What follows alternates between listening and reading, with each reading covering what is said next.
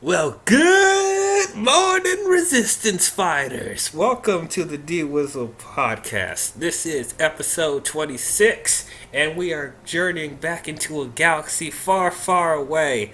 If you guys are new to my channel, welcome. This is the podcast talking about all the things in the world of movies, nerd and geek culture, talk about different movie franchises. If you guys enjoy what I do on this channel, please don't forget to hit the subscribe button and please leave a like. We're on the road to 75 subscribers. If we can get to that by the end of the year, by the time we get to the Rise of Skywalker, that would be amazing. So please don't forget to leave a like and hit the subscribe button twice. Hit that bell to be notified on future videos I'll be doing. But anyway, if you guys are new to our channel, we are talking about all the live-action theatrical release Star Wars films leading up to Star Wars Episode 9, The Rise of Skywalker, coming out this December. We already talked about all the prequel films. We talked about The Phantom Menace, Attack of the Clones, and Revenge of the Sith. We talked about the two anthology films, Rogue One and Solo. And we talked about all the films in the original trilogy, A New Hope, The Empire Strikes Back, and Return of the Jedi. If you guys haven't checked those out, I'll leave links in the description so you guys can watch them. But today, it is time for us to get into the sequel trilogy. Today, we'll be talking about Star Wars Episode 7, The Force Awakens. Joining with me today, I have Nick Folson. Hello, loves. Delayed reaction? Okay. And we also have fellow YouTuber Ruby Grooby.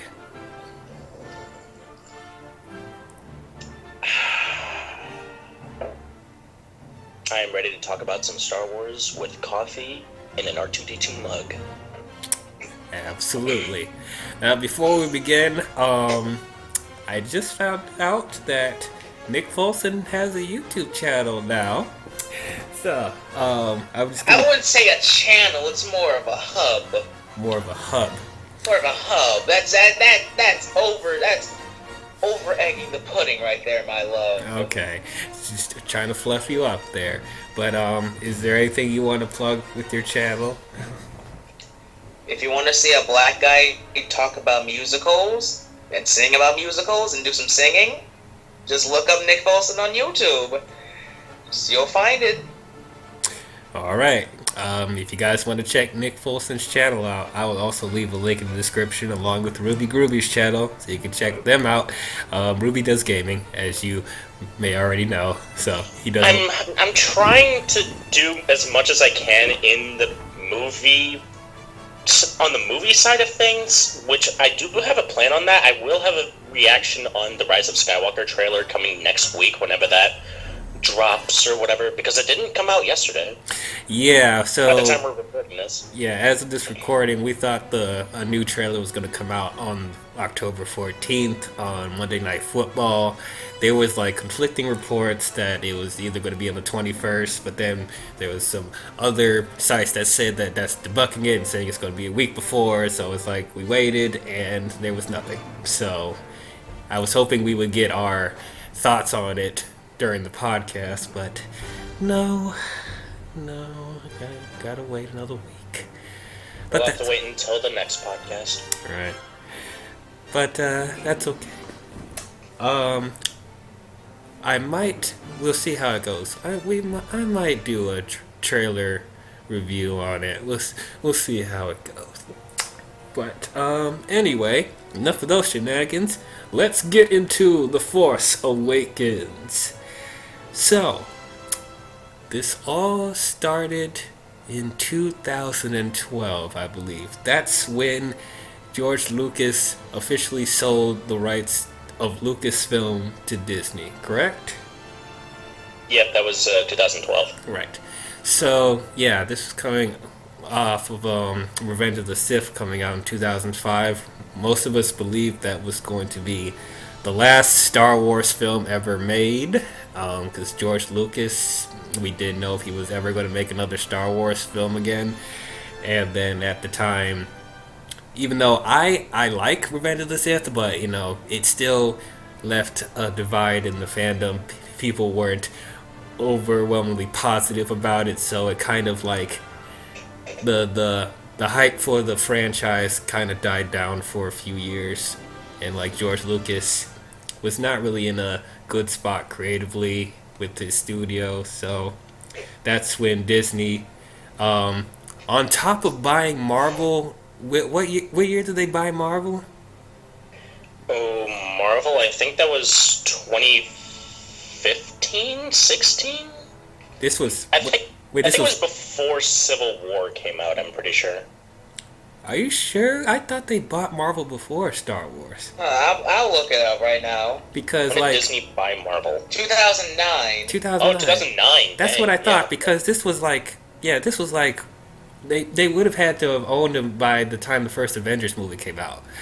But anyway, so that's when Disney bought the rights to Star Wars in 2012, and a lot of people were divided on this. Some people saying this is a fantastic idea, some people saying, oh, this is a terrible idea, and some people were like in the middle on it. I personally was in the middle on it, but I was leaning more towards the positive because I think Lucasfilm and Star Wars specifically needs a new direction. I do respect George Lucas for establishing this world and the characters. He's the one that started it all, but after the prequels, like there needs to be other people working on this, not just him. And if Disney didn't buy the rights to Lucasfilm, I don't think we would ever see a Star Wars film again, because like he wasn't passionate about it as much as he was. So it's like, I think even though Disney does make some questionable decisions sometimes, I think Disney knows how important the Star Wars franchise is.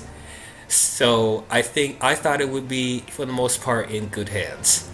So when Disney bought Lucasfilm, we pretty much all knew that they were going to make another Star Wars film at some point. And I was actually looking forward to it. I was interested to see how Disney was going to handle Star Wars. So in the production of this film, they announced that the director for this film was J.J. Abrams, and I love J.J. Abrams. He's one of my favorite directors. He directed the first two Star Trek reboots, which I enjoyed a lot, and I enjoyed his Mission Impossible, Mission Impossible 3, and I liked Super 8. I haven't watched all of Lost. I'm still wanting to finish that at some point, but I did like what I saw so far, so I think he's a really good director. I think he's the right man for the job because he's a Star Wars fan. He loves Star Wars. I can tell in his direction with his other films that he takes some inspiration from Star Wars, especially with the Star Trek films. That's probably why Trekkies are like not loving the reboots, because they feel a lot like Star Wars sometimes. But for me, I was getting a kick out of it because I'm not a Trekkie. I enjoy Star Trek, but I'm not a Trekkie. But the Star Trek reboots are what got me into Star Trek. So, but when I heard he was going to direct this movie, I was really excited. I thought he would do a great job with Star Wars. And then he's also helped writing the script with Lawrence Kasdan. Did he wrote some of the original movies, right? Lawrence Kasdan? Or was it somebody else?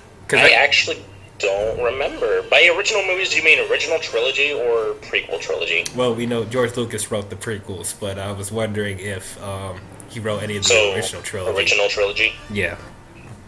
Let me check on that. But continue on while I check. Right. So anyway, I was excited about that. And then we got the official title for the episode 7, and it was The Force Awakens. And I'm like, okay, that's a pretty cool title. Though I was kind of confused about the awakening part. Like, the Force Awakens, did it go to sleep? Like, why is it why is it called the Force Awakens? But anyway, I thought that was a cool title, and it's one of the better titles that Star Wars has, because we all know, titles for Star Wars are not great. Like A New Hope, Attack of the Clones. Yeah, this series has had a trend of not very superior subtitles. Right. But anyway, thought that was a pretty cool title. And then we had the first, like, it's, would I even call it a teaser? But it's like, it was like a first look on the movie. Like, it was just a bunch of random shots in the film just put together without any context. Like, we had this black guy in a stormtrooper outfit in the middle of the desert, and I was like, oh, okay. And then there was this random girl on a speeder, and I was like, okay. And then there's this droid with a rolling ball for a body, and I was like, oh, okay, that's different. And we had a shot of X-Wings flying through the water, and I was like, oh, that's pretty cool. I've never seen that shot that way before in a Star Wars film. And then the one shot that everyone was freaking out about, at nighttime, there's this shadowy figure in the woods, and he ignites a lightsaber with cross guards on it, and that's when the internet just freaked the hell out. Like, what is this lightsaber? What is this Jesus cross lightsaber? What is this? What is going on? And then you had that awesome shot of the Millennium Falcon maneuvering in the desert, doing this, like, just flipping around or whatever. We haven't seen the Millennium Falcon shot like that, and going against these TIE fighters. Like, that was pretty cool. I was really intrigued, and also a bit confused at the same time, because there was like some stuff where I was like, oh, okay, that's different. Like the droid, the droid and the cross guard lightsaber. I was kind of confused on it at first. And then the black stormtrooper, I was like, okay, that's interesting. But everyone was jizzing their pants because, oh my god, it's new Star Wars! Oh my god, yes! And I'm just like, okay, guys, it's just some shots put together. You don't even know what the movie's about. Like, chill. It's okay. I mean, it looks cool. It looks interesting, but I was like, I don't know what to get out of it. I don't really have a opinion just yet. But that's just how JJ like teases the fans. Like, that's how his teasers are normally. Like, he barely gives you anything of what the movie's about, and it only gives you some random shots out of context to make you ask questions. So I was like, yeah, that's vintage JJ, so I'm fine with it. And then we had the official teaser, and it was awesome. I loved it. You had that a voiceover of Mark Hamill, that line that he says to Leia in Return of the Jedi, "The Force is strong in my family. My father has it. I have it. My sister has it.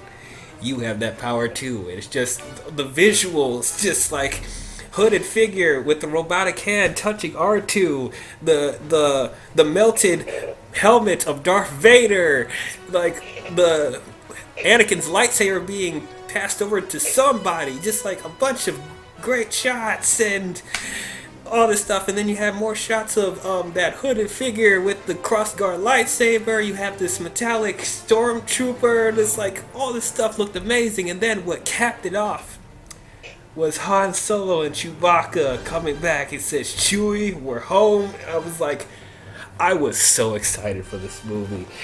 I was so hyped. I think that was my most anticipated film of the year, The Force Awakens. That trailer got me really excited. So, with all that shenanigans out there. I remember we saw it together, Ruby. We saw it opening weekend. I think the day before it was officially released. Yep, day before it opened, and it was 7 o'clock when the movie started. Yep. Back in those times. Also, by the way, sorry for interrupting, but Lawrence Kasdan did the writing and screenplay for Empire, Return of the Jedi, and The Force Awakens.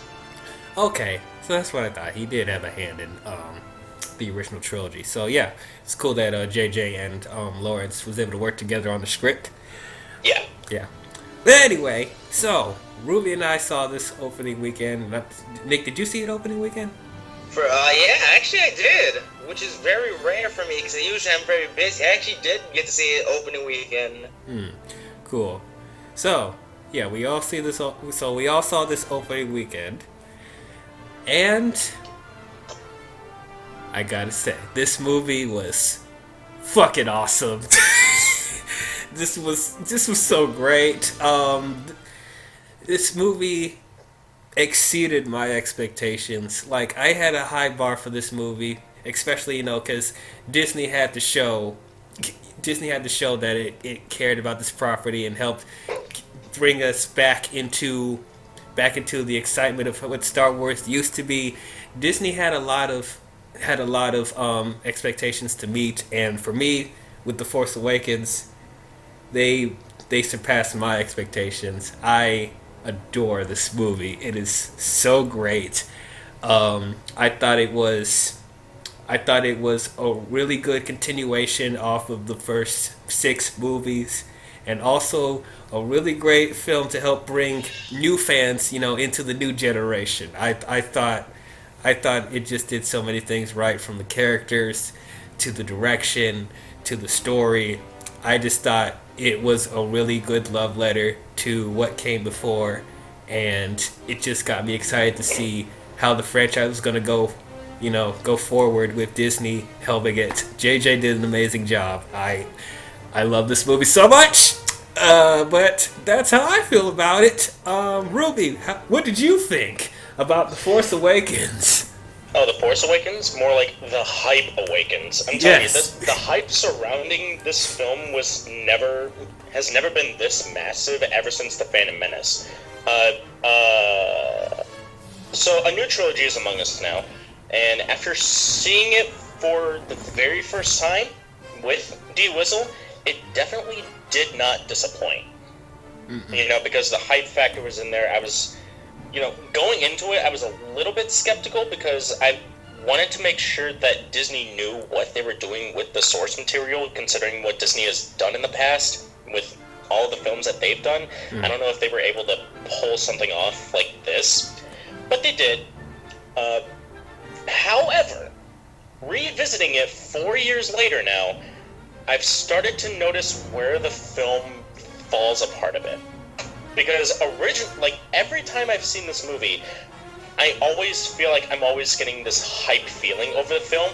I never actually saw it as like a movie review. Like, I never reviewed this movie.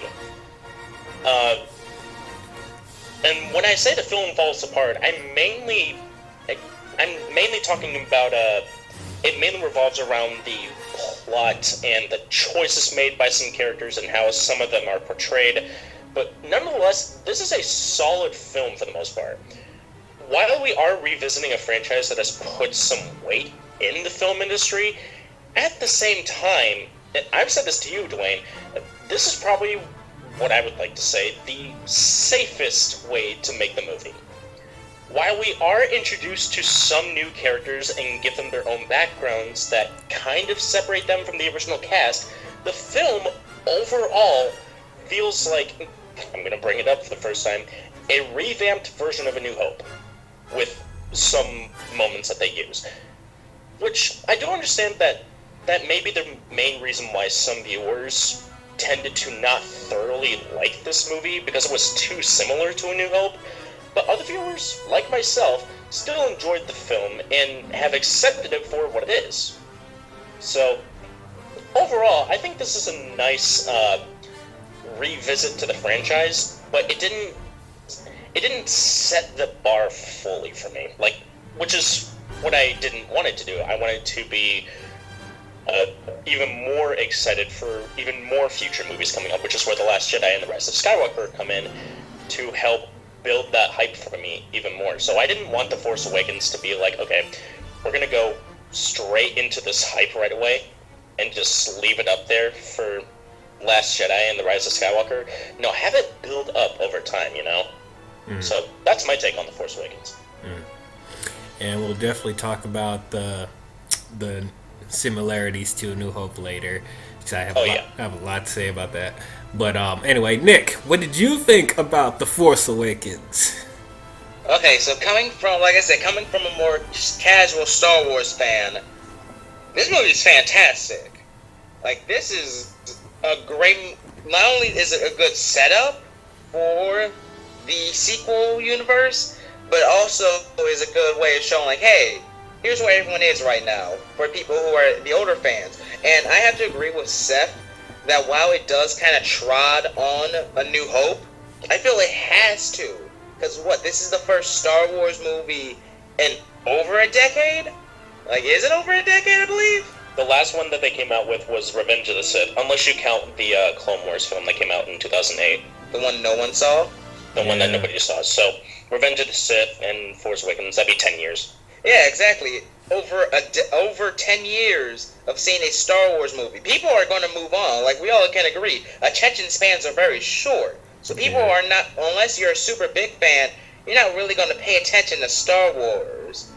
So it has to be like, hey, here's where everything is right now. Is it retreading? Sort of, but does it have to? Yes. Yeah.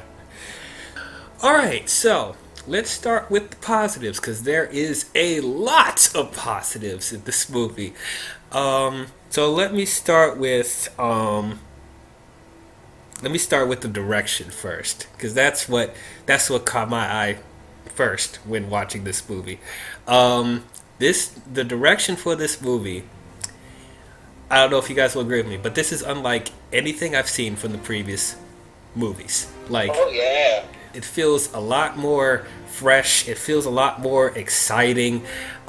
Just the way JJ directs the characters, the way he does action sequences in this movie, the way we get a good visual of how the worlds are, it just feels new. It just feels a lot more exciting. It feels like it's more appealing to the new generation, you know, with at the same time making it feel like this is in the same world as the previous 6 movies. And part of it maybe because, especially with the original trilogy, it was made like in the 70s or the 80s, so the effects probably don't hold up as well as it does now. But outside of that, just like, I felt like the way JJ directed this movie, it just made the overall universe more interesting from a visual standpoint. Just the colors, and you know, I love his lens flares. His lens flares are in this movie too, but it wasn't overbearing like it was in the Star Trek movies. He put some here and there, which made it just feel a lot more exciting. It's like a new coat of paint for this franchise, and that's what I really liked about this. This is overall direction.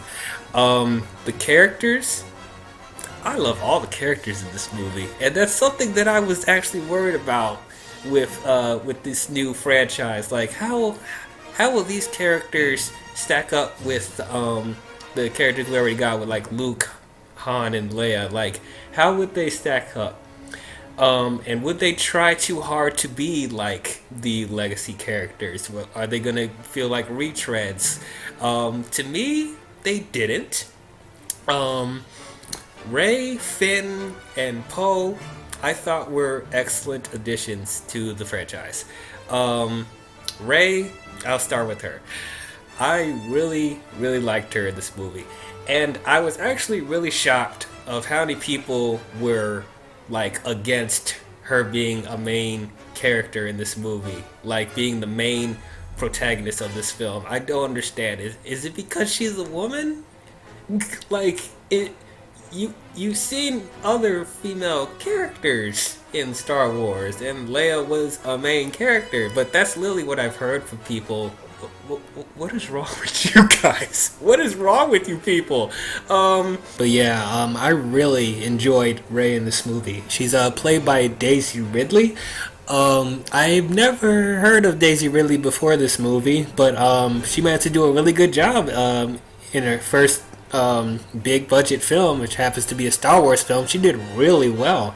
There was just something really entertaining about her character. It's like just the way she carries herself and her personality. She has a lot of charisma. She has a lot of heart. You can tell she cares for others, and also she's fully able to take care of herself. Like, she's not a damsel in distress.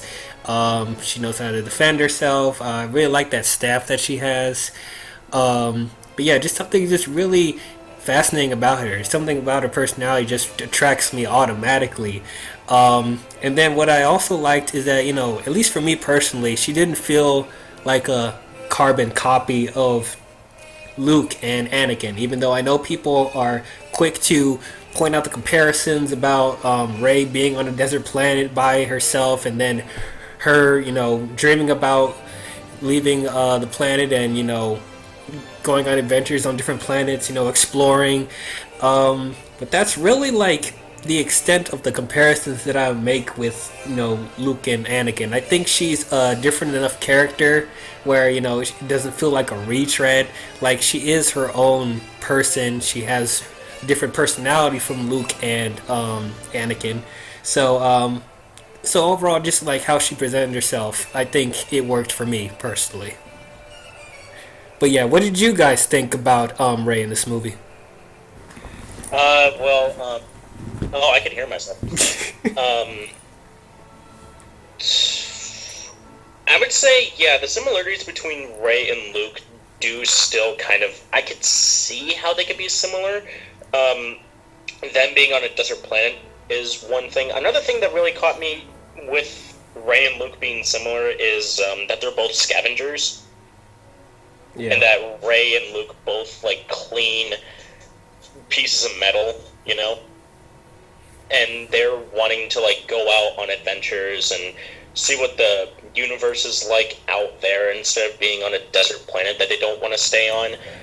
Rey is kind of like that, but there are moments in the film where Rey's just like, okay, I want to go home. So I guess that's kind of where I'd stop with the similarities. Also, Rey is too smart to be in this movie. Rey is actually a little bit more in my negatives than in my positives. I still kind of liked her in this movie, but she's more in my negatives. She is way too smart to be in this movie. She is portrayed as a character that knows how to operate everything that she comes across without even knowing about it. Yeah.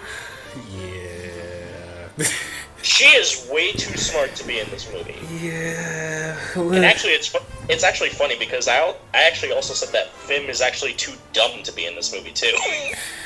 Oh, come on. I'm sorry.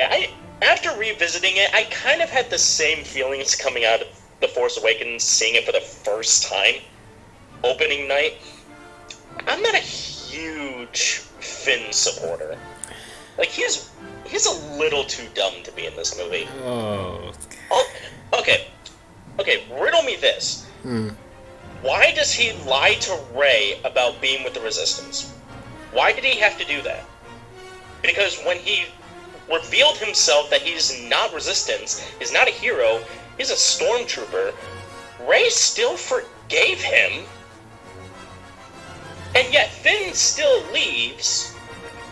He leaves Rey behind, and then all of a sudden, the Starkiller base blows up not one planet, but 5 planets, and all of a sudden Finn's back to go look for Rey. Why? Okay, well, I will get into that. I will get into that when we talk about Finn. I know, I just had to bring that up. Yeah. I didn't want to bring it up now, but I'd rather say it now than having to forget about it later. Finn is a little too dumb to be in this movie. Okay, well, I'll get into him in a minute. What did you think about Rey, Nick? She's alright. She services the plot and what they're trying to do. Also, I know she's jumping forward to Last Jedi, but give someone little girls can look up to and go like, who haven't. I can't word right, Dwayne. I blame you for starting this so early, but Yeah, I'm out of it, man. Dwayne can't say things right too. Exactly. So I really can't. So what? Like, Rey gives girls who are growing up now, the sequel series, someone to look up to and go like, hey, I can be a badass too, just like people back then saw Leia being a badass and be like, I can be a badass too, just like how Finn, for us, can be the awesome black guy who kicks ass too, and who's not Mace Windu who gets bodied by Anakin. I'm still very salty about that. Yeah.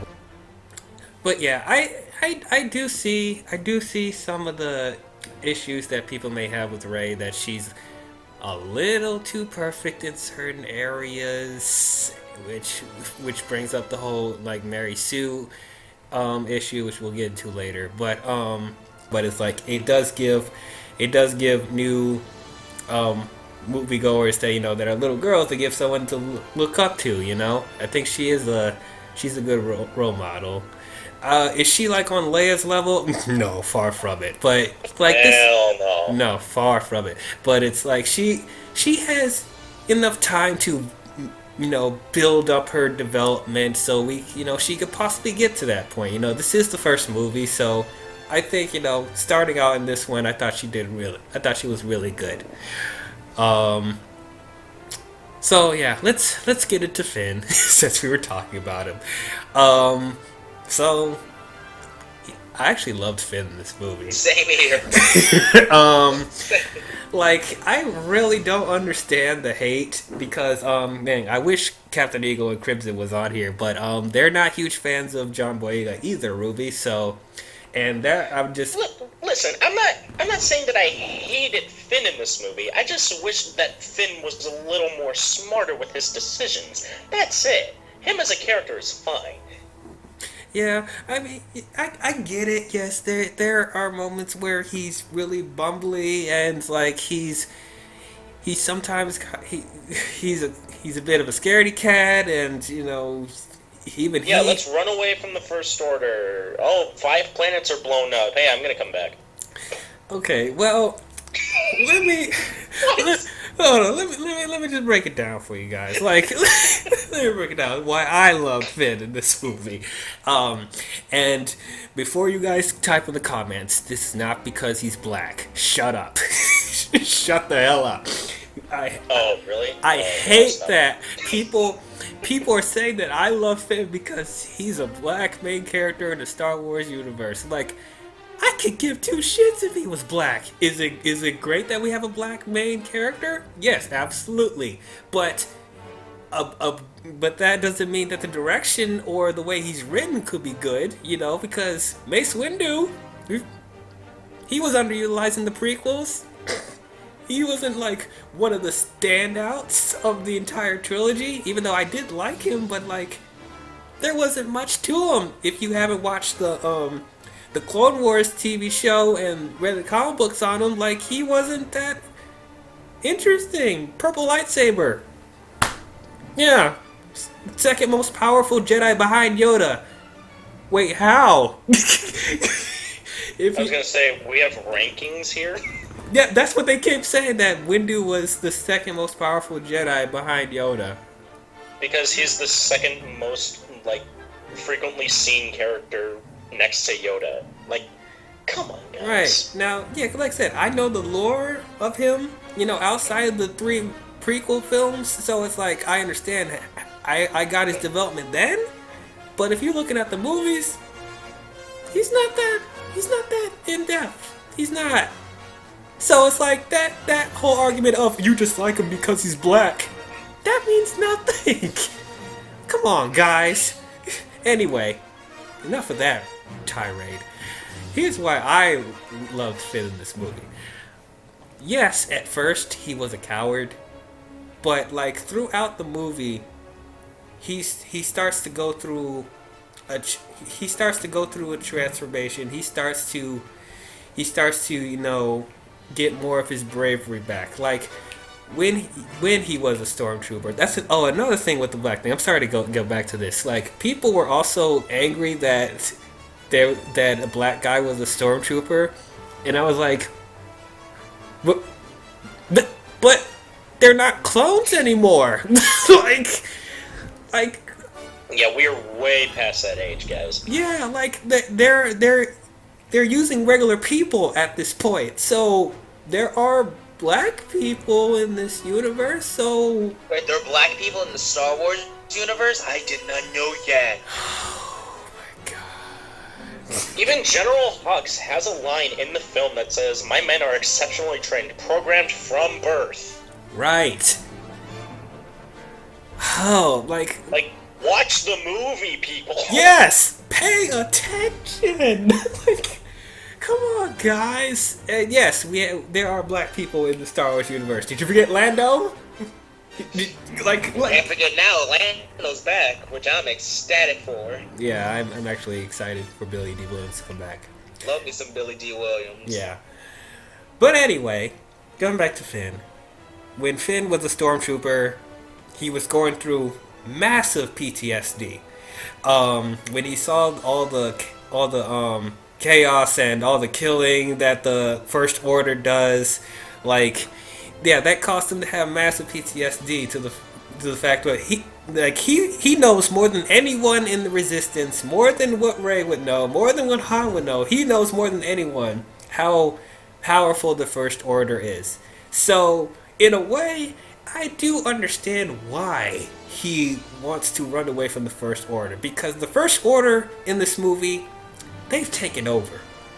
They know your every move, and like they kill a bunch of people. Like in the opening scene, they freaking massacre this village. They have a bunch of spies everywhere. They have a giant planet destroying weapon. Yes, we've seen that before in the previous movies. We'll get into that later.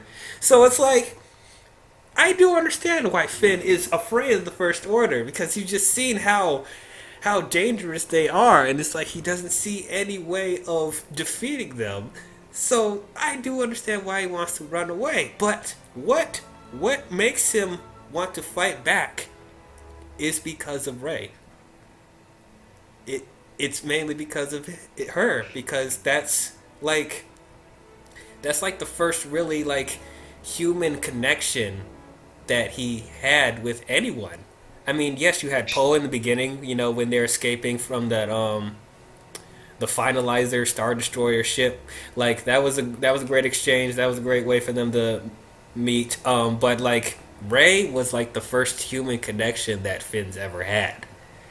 You know, and it's like they've already been through a lot of, you know, danger and adventure together in this movie. So it's like they developed a friendship. You know, Finn's never had a friend. He was taken by birth from a family he doesn't know.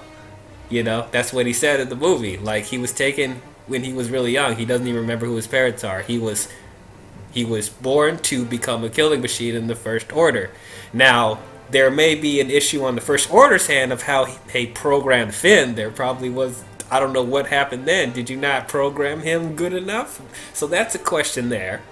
But anyway, he defunct. That's fine. That's fine. But yeah, just like, so when Rey is in trouble, he wants to go and help her because he cares about her. You know, they care about each other. So it's like, it's love. It's love.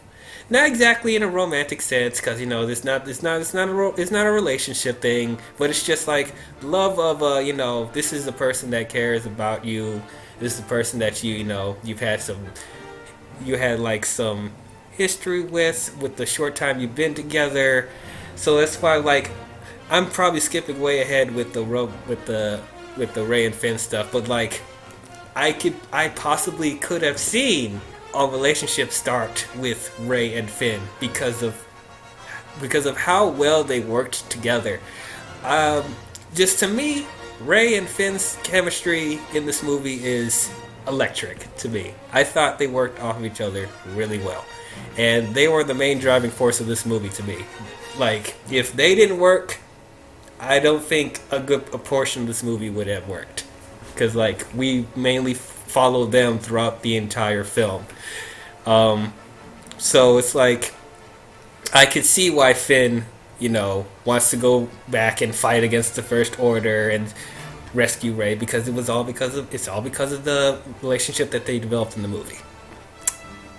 See, and I think it would have made more sense if Finn came back, not for Rey, but for Poe and the Resistance.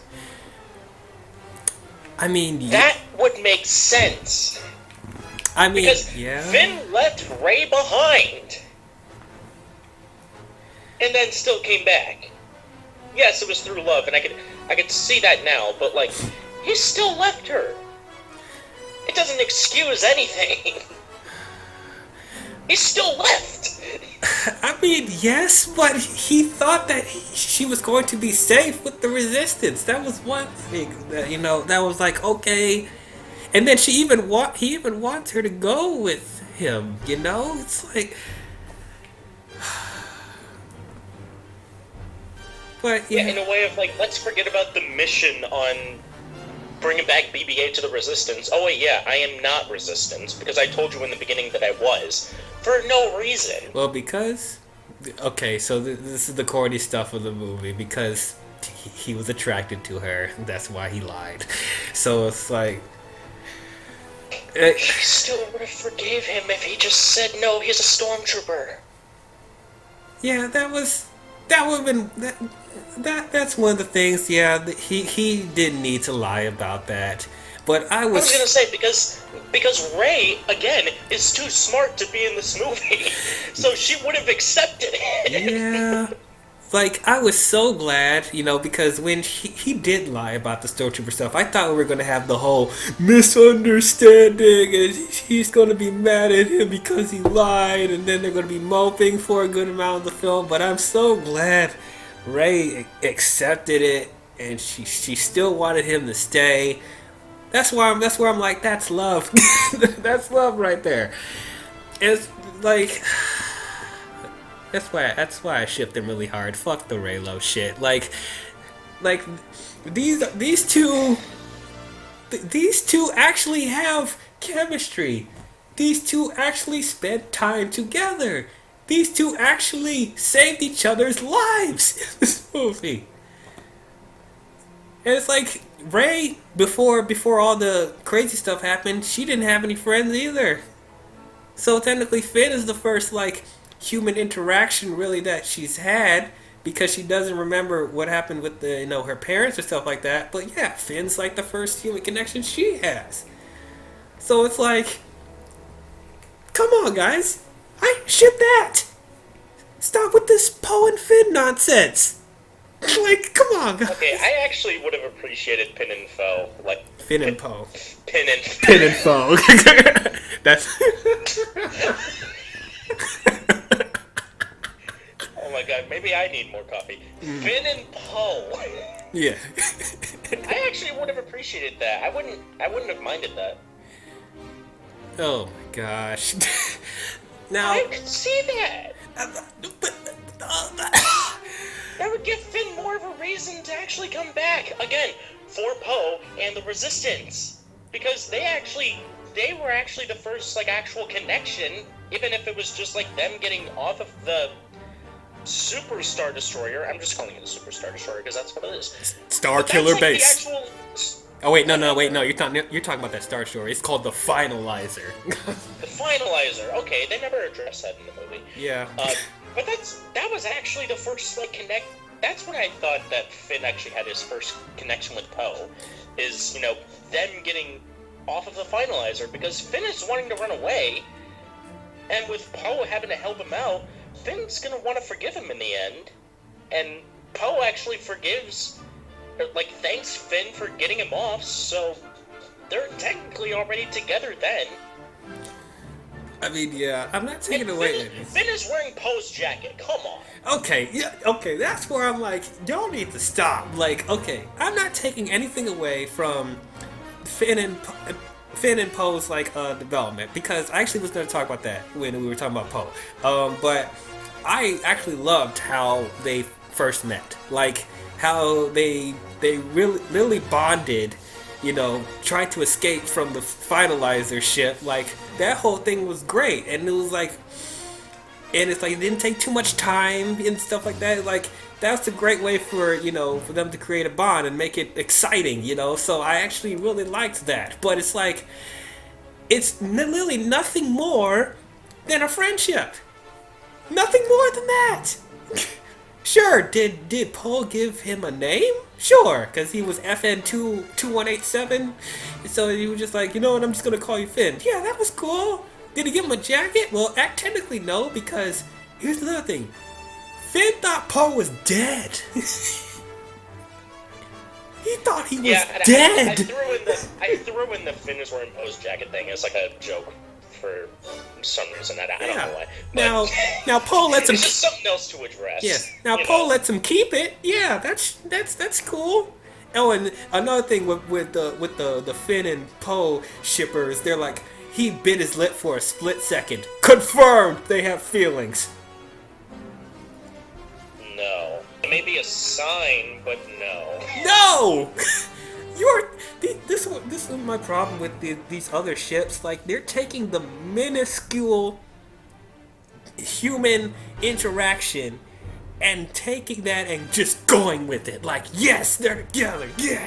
Like, that's what irritates me, bruh. And like, I won't get into Raylo now because we'll be here for 3 hours. But it's like, it's similar stuff with that. But then they completely ignore the development with Ray and Finn. Lily JJ wrote them to have a possible relationship. It's literally there. We could have had the first ever good romance in a Star Wars film. Oh, anyway, I'll get into that right now. Let's talk about Poe Dameron. I actually liked Poe Dameron a lot in this movie. I did too. Actually, before we get into Poe, you have any thoughts about Finn? Nick, I'm sorry. You kind of said all my feelings about Finn. Okay. You kind of said everything. I'm sorry. I was gonna say, let the man speak. I'm sorry. I'm sorry, bro. This is...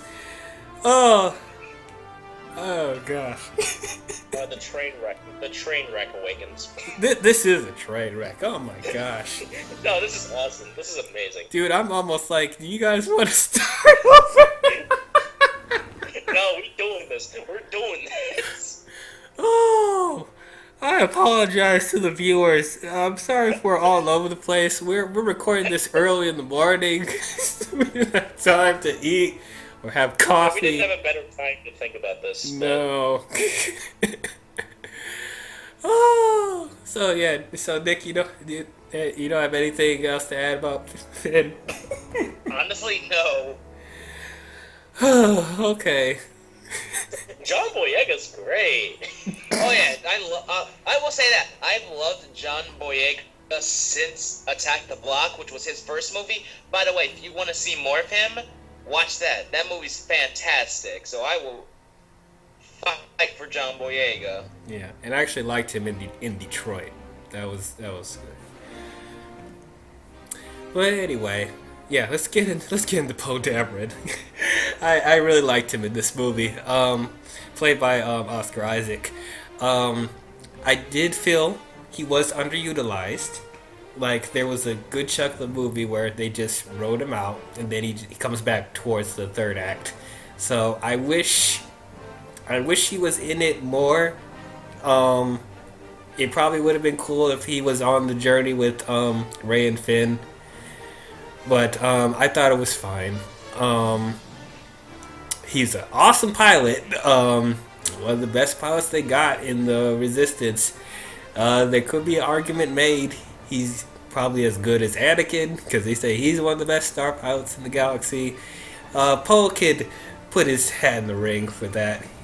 He was really good when he was fighting with his X-wing. I actually liked his X-wing a lot too. It's black and orange. I thought really cool design for his X-wing. But yeah, overall, yeah, I liked the color for it. yeah. So definitely liked him, and then BB-8. So when I first saw his design, I was like, wow, this is really kind of, this looks kind of silly. It's just he's just on top of a rolling ball. Yeah, this is definitely a product to sell toys, Disney. And I still kind of wonder, like how is like an R2-D2 shaped head on top of a ball? It's like, yeah, really? Like, is it magnets? Is it like, I don't. Is it like a sensor inside of the head or something? I don't know. I don't know. There's like, with the Star Wars universe, you don't want to think too much about the physics. Yeah, the physics is just like physics people, like physics majors hate Star Wars. Oh, I'm sure. I am really sure. Like, I'm sure people are losing their minds about why are they making noise in space? It's supposed to be silent. All these explosions, it doesn't work that way. That's not how the Force works. I love that line too. I love it so much. Yeah, we'll get into that a little We'll get to that a little later. But anyway, I thought Lily BB-8 was going to be a product to sell toys, and he still kind of is. But I actually ended up loving BB-8 in this movie. I thought he was a really good droid. He's almost up there with R2 and 3PO for me. I just thought he had a lot of personality. You know, even though he is just a little R2 head on a ball, like he had a lot of features that I didn't expect. He has a tow cables. He has a taser. He can Jesus. What? So, I messaged our dear friend Crimson Amazon about Finn, right? Yeah. Wanna know what she says? What? She says, and I quote, "I think he's awkward and irritating. His acting isn't up to par with the other characters, and he's literally more irritating than Jar Jar." Wait, Finn is more entertaining than Jar Jar? Yeah, Irritating. Yeah. Irritating, not entertaining. I disagree. Oh, more irritating. Irritating. Irritating than Jar Jar. Not entertaining. Irritating. No, her Crimson Amazon's view on Finn is like how I view on Cassian and Rogue One, but worse. Yep, and that's how I feel about L337 in Solo. But yeah, Cassian is the worst Star Wars character by far. I think L337 is the worst one, but they're both bad. She's low, but she's not worse than... At least she's got, like, comedic timing. Like, she was funny. She has comedic timing? No. She was funny at times. Was she? Cassian was awful. No, I don't like Cassian either, but it's like, I didn't think L3 was funny at all. Like, she's... That exchange that L337 has with, Amelia Clark, I thought that was a funny moment. I was rolling my eyes, like, you're talking about sex? It's like you're rolling your eyes at it. You're rolling your eyes at it, but it's just like, when you think about it, you're like, actually, yeah, how would that work? Yeah, why is a droid talking about sex? She's talking about sex. She doesn't have women parts. This makes no goddamn sense. What the fuck?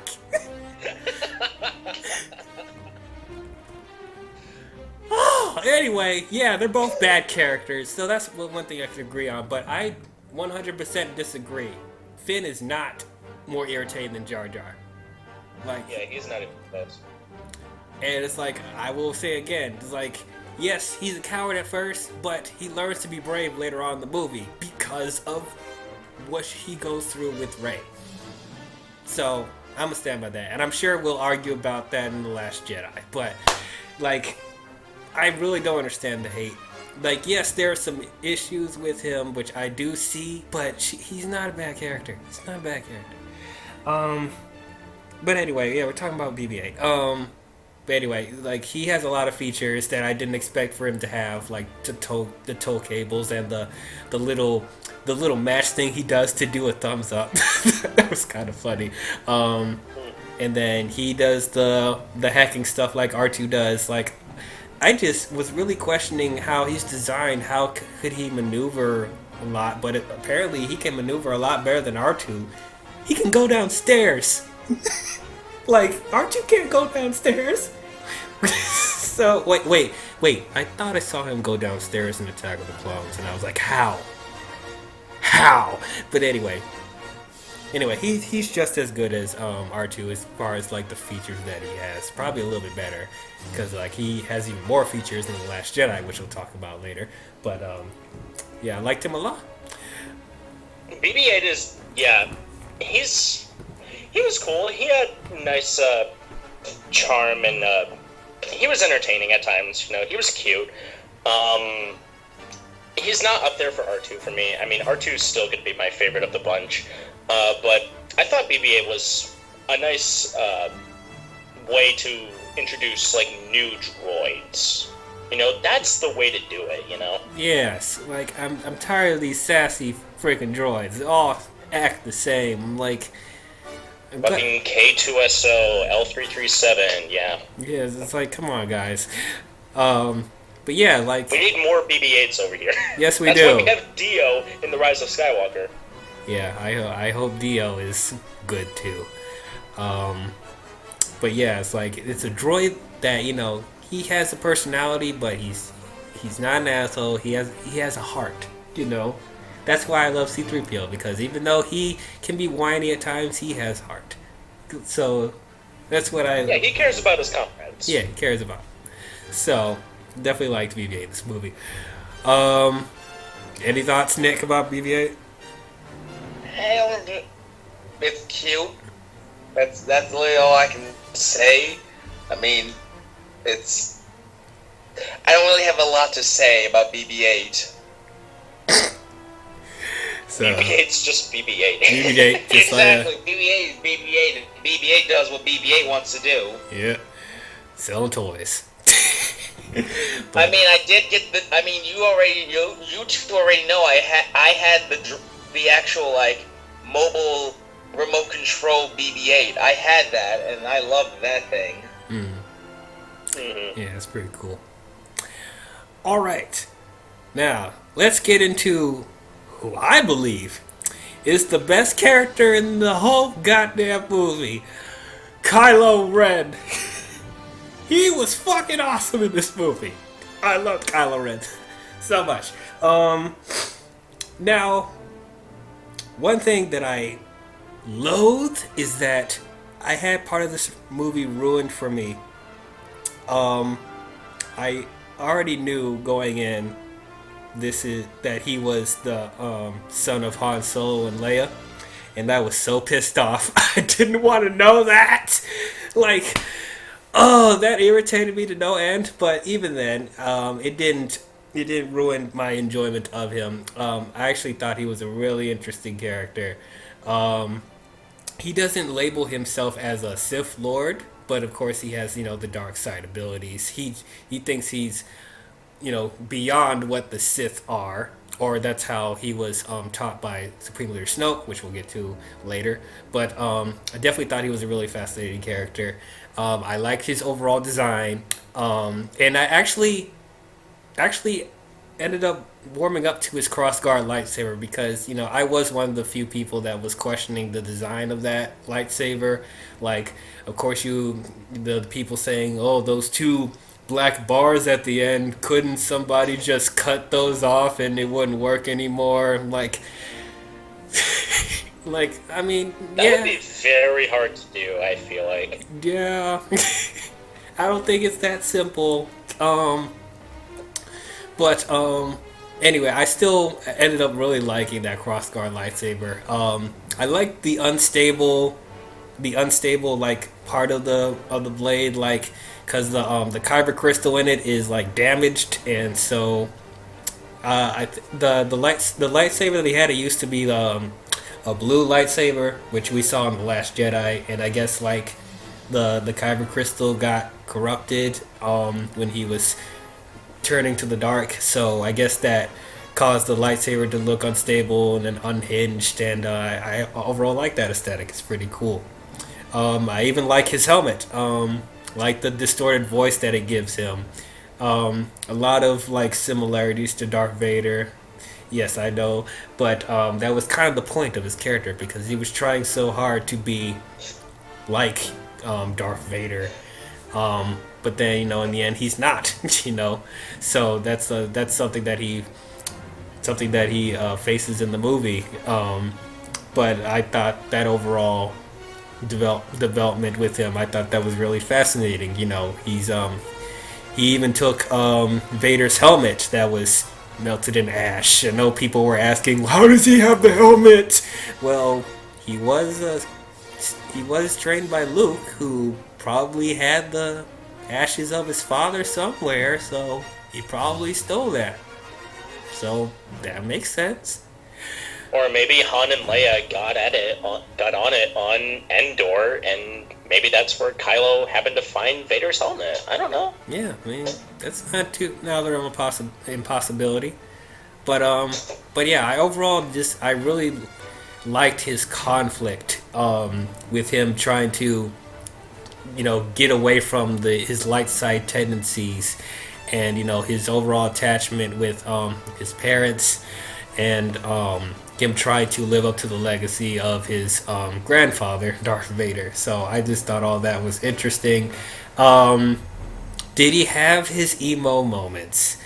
Yes. But I think that's overall part of his transformation. Like, I don't expect him to be like this macho, character or whatever. I do expect him to have some angst and stuff like that. This is like kind of similar to, how Prince Zuko is in the Avatar: The Last Airbender. There was definitely some homages to that with him. So I definitely did find that compelling. I didn't think he was too whiny in this movie. I still thought he had an intimidating presence overall.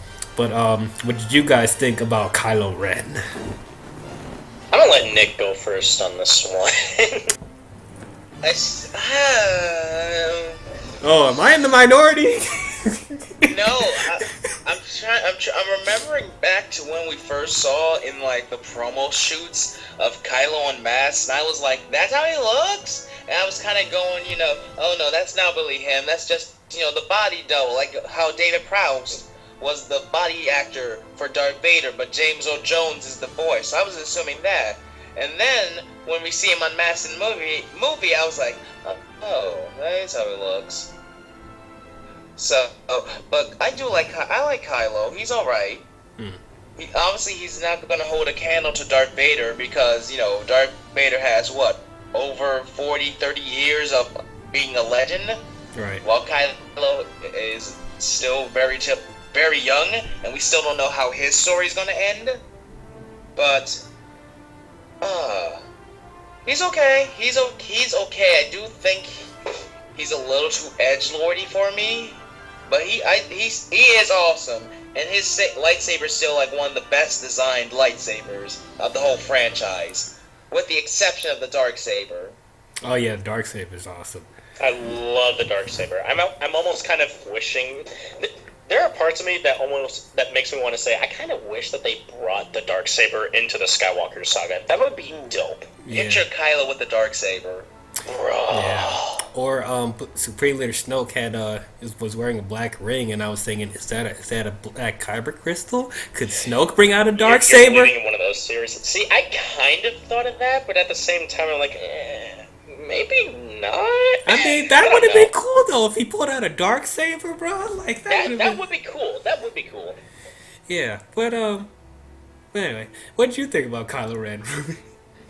I thought like his goal in the film was good.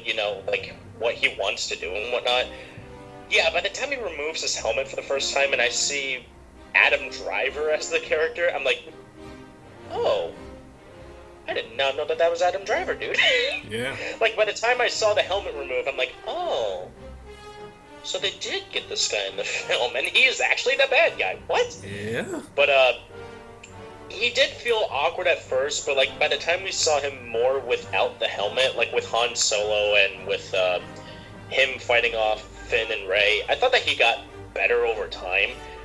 And yeah, I'm gonna jump on the crossguard saber train and say that this is a very unique idea for a crossguard, for an idea for a lightsaber, you know? Because when I see it like in combat, I'm almost imagining like an actual like knight's sword, like fighting off Finn, and I'm just like, oh yeah, I could definitely see that. Yeah, that's what I was thinking the entire time. It looked a lot like a knight's sword, so I was like, yeah, I'm just watching it swing around, and I'm just like, okay, yeah, I could definitely see that. That's a nice plus. And he's swinging it with one hand. One hand. Yep. One hand. That's a big sword, but he's swinging it like it's nothing. So yeah, that is a thick boy sword. Yes. You know how much muscle it takes to maneuver that? Because I had a Black Series crossguard, and that shit is heavy. That shit is heavy. So I don't know how he was just twirling it like it's small. But yeah. Takes a lot of days to shoot it. Definitely a lot of training. But a lot of days to shoot with it. Yeah, it's like they're like questioning how they maneuver lightsabers now, because like they have to like relearn. Like, I just have to learn with one blade, man. Why we have to relearn? Why are we giving me 3 here? Now I have to rethink my structure and how I balance. Yeah. But anyway, I thought he had a really strong introduction. Like when they were invading the village, he freaking stops a blaster in midair, and I'm like, wait, what? That is actually very nice. That was a very nice demonstration of how to introduce new force powers. That and what I like to call the Crucio force power, when he's he does it to Poe and Rey. Oh, he's probing their mind. Yeah, it's just kind of like corrupting them or whatever. Yeah, I like that a lot too. And what also? Yeah, this is a nice demonstration of new force powers. Yes, very nice demonstration of new force powers. And what I also liked about that mind probing thing is just how Poe and Rey, you know, acted off of that, because they have to pretend like they're suffering a lot of pain, and it's just the way they were working together. It made it look very convincing. So I like that a lot. Yeah, you can tell the acting in this movie is definitely better compared to the original trilogy. Yes, that's like one thing I loved about this movie. There wasn't really any moments where I thought the dialogue was bad and people actually acted like people. It's like I don't even remember any like really bad lines in this movie. Like, I pretty much liked all the dialogue, and even like this movie was a lot funnier than the original trilogy was, and it didn't feel out of place to me. Like, I was laughing at most of the stuff in this movie. So definitely like the writing in this film a lot more. I would say maybe with the exception of General Hux, but I actually didn't have a problem with him in this movie. I wasn't huge about him, but at the same time, it was just like he could have done more. Yeah, he could have been better. Yeah, I admit. Yeah, I wish he did have more to do, and it's like he was just like the strict general, and that was it, really. Yeah, that's it. So, but he gets more of a personality in The Last Jedi, so definitely see a little bit more of his personality after this point. Which is why I liked him more in The Last Jedi. But anyway, I mean, I did. There was some stuff with him that I was like, it's a little too much. But looking back on it, I do like him a little bit more in Last Jedi than I did Force Awakens. Let's talk about. Finally, there's something that D-Wizzle likes about The Last Jedi. there's stuff I like about We'll The talk Last about it next Jedi. month. We'll talk about it I'm next sorry. month. But anyway, let's talk about Captain Phasma.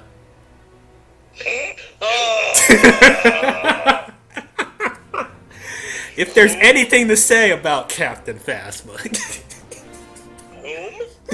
I only have one word. One word. Useless. Yeah, Wasted. Squandered. I feel hoodwinked. I literally feel hoodwinked. And who was the actress who played Captain Phasma? Gwendolyn Christie. Gwendolyn Christie from Game of Thrones. Fantastic. Yeah, great actress. Yes, but she was wasted in this movie. That's probably one of my negatives with this film. She was wasted. Like, she didn't do anything. This is Boba Fett all over again. That was ridiculous. She took down the shields. Oh, I have a problem with that. We'll get to that later. But Oh my god, that whole setup, that whole sequence was terrible. yeah. But we'll get to that. We'll get to negatives. But this is kind of a negative anyway. But I thought she was actually going to throw down this movie because the trailers made it look like she was going to have a big prominent part, and I liked her design. Like, that was a really cool design. The silver stormtrooper outfit is like all chromed out with the cape and the blaster. She looked badass. I thought she was going to throw down this movie, but the extent of what she does is just command troopers to do stuff, and she took down the shields. Really? She was forced to take down the shields. Like, are you serious? Also gets thrown down a dumpster, but we never got to see that in the movie. Oh yeah, and she somehow survives that. Oh no, I'm not surprised. I That was I'm not like, surprised she got thrown down a trash compactor, and then the planet blew up, and she survived She had that. a bunch of time to get out of there. I'm just being honest. That goes She had into a one bunch of of time. yeah. That right there is like one of my main problems with not only this film but the other Disney Star Wars movies going forward, which I'll get to later. But Captain Phasma, this was, oh God. This is one way that you don't write your characters. Yeah. When you don't overflow the film with too many newcomers to the point where we're not going to care about some of them. Right. But it's like, I literally saw like a couple of places where she could have done more. Like we're fast forwarding a bit, but like when the stormtrooper was fighting Finn with the lightsaber, like why couldn't that be Captain Phasma? Or when Captain Phasma could have went down to Jakku, chasing down Finn and Rey in BB-8. Yeah. Like, I don't understand. Like, you get such a great actress to play this part. She looks cool. Like, you hype her up in the trailers, and she doesn't do anything. What And if then she you comes throw her back down a in Rise dumpster? of Sky? What if she comes back in Rise of Skywalker? Bruh, if I would not be surprised. if she somehow survives. First of all, she survives the trash compactor. She survives the planet being blown up. She survives falling down a pit of fire. And she survives a giant ship light speeding through another Star Destroyer. If she comes back somehow in The Rise of Skywalker, I will literally laugh out loud in the theater. And probably walk out. Because that is fucking ridiculous. That is fucking ridiculous. No. No. That is some Deus Ex Machina bullshit. That is some Looney Tunes cartoon character stupidity. Their excuse is going to be she has a chrome outfit. Oh, that's another plot hole in The Last Jedi I'll get to later. But oh my god, that was a misfire. No pun intended. um yeah, no. That's my least favorite character in the movie. Now, it's not because of her necessarily. I don't have a problem with her character specifically, but just the way she was written, it was bad. It was bad. All right, now let's talk about Supreme Leader Snoke. Um, Once again, I don't have too much to say about him in this movie. But I thought he was definitely very mysterious. There was a lot a lot of intrigue about him. And of course, you have a bunch of people online doing a bunch of theories about who he is, where he came from, how did he start the First Order, how did he turn Kylo Ren, all this type of stuff, which is, honestly, that is stuff that I want to know about him, but I didn't necessarily need to know all that in this movie. But I thought he was good. He's played by Andy Serkis, and I love me some Andy Serkis. Give him an award, goddammit. But there was a lot of theories of what Snoke was going to look like. Like some people thought that he was going to actually look like an alien, like nothing like humanoid or anything at all. That was like a theory, but then when people actually saw what he looked like, it was like, oh, that's it. He's just a shriveled up bald man. Okay, but I was okay with it, like. Because we don't really get like a really good look at him because he's a hologram in the shadows. So it's like you don't really get a good look at him till The Last Jedi, which he looked a lot better in that. But yeah, I thought he was interesting, and I definitely wanted to know more about him because there is a lot of questions with him of how he, started the First Order. How did he become so powerful? Why is he so powerful in the Force? How did he turn Kylo Ren? There is a lot of questions and theories that was hoping to get answered in the next two movies. But what did you guys think about Supreme Leader Snoke? Us? Well, he didn't have a presence in this version. Like, he was just, I'm the real bad guy. You must do this and look out for Han Solo. He more had a presence in Last Jedi, so it's kind of just like, we know he's set up. Yeah. He's just there. Yeah. I was actually going to say, I'm going to talk about him a lot more in The Last Jedi because I loved him in that film.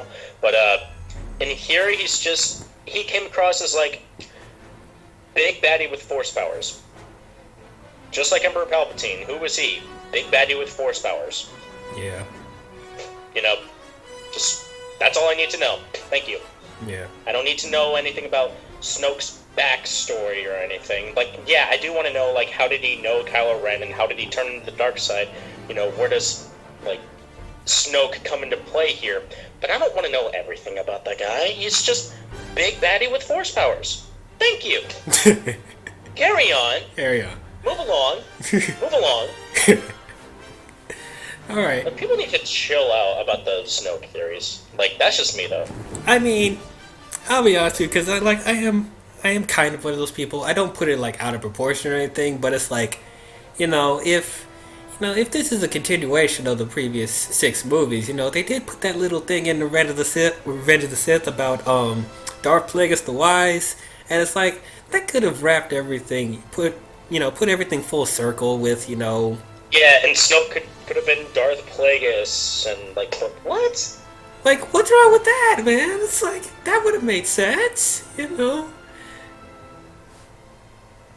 Darth Plagueis died, though. He's dead. But he transcends death. That was the thing.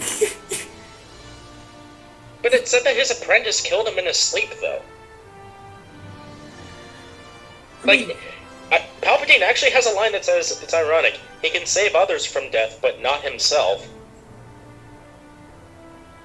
I mean, yeah, I guess, but it's like, it doesn't not the realm of the possibility of him to come back, because we didn't think Sidious was going to come back, but here he is. Yeah, here he is. So it's like, I don't know. I mean, Because I'll talk about him more in The Last Jedi because there's more stuff to talk about him then. But it's just like there's just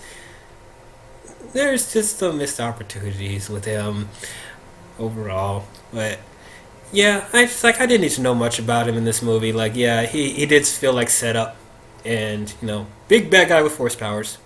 Move along. Yeah, that's all we need to know. Move along. Yeah. Next scene, please. Next scene.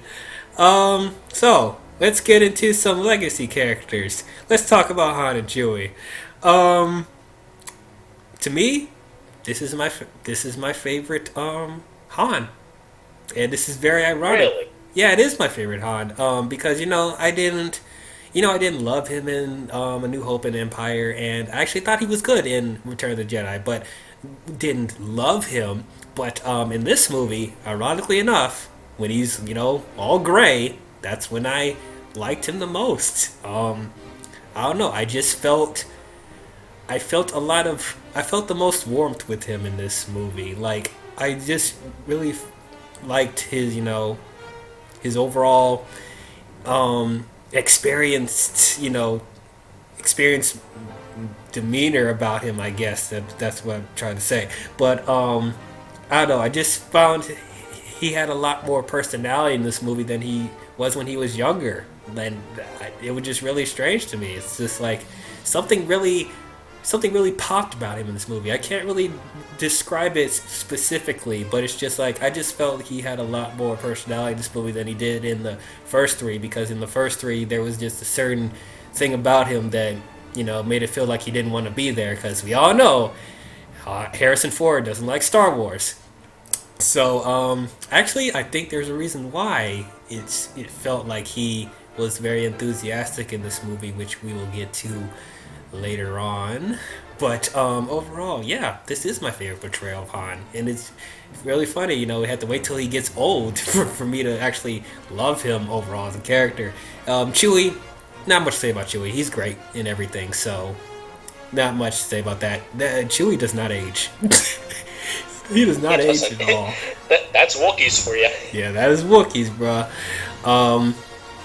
To talk about real quick about with old Harrison Ford, like it's a similar thing of how I felt about him in Kingdom of the Crystal Skull. I know that's the dark child for the Indiana Jones franchise for most people, but it's the black sheep of the Indiana Jones. Like, shut up. Yeah, like I liked Crystal Skull. Y'all can get at me. I did too.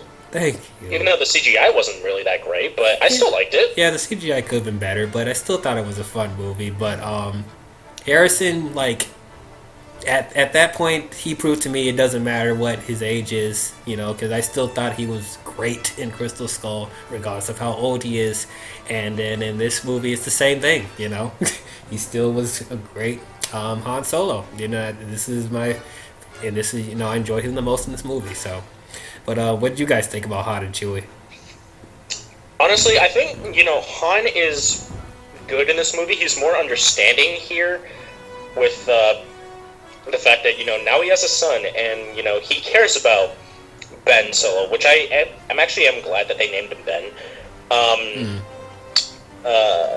I still think that his A New Hope appearance was better, because that's just like the snarky, like, that just defines Han Solo. Him in Return of the Jedi was cool too.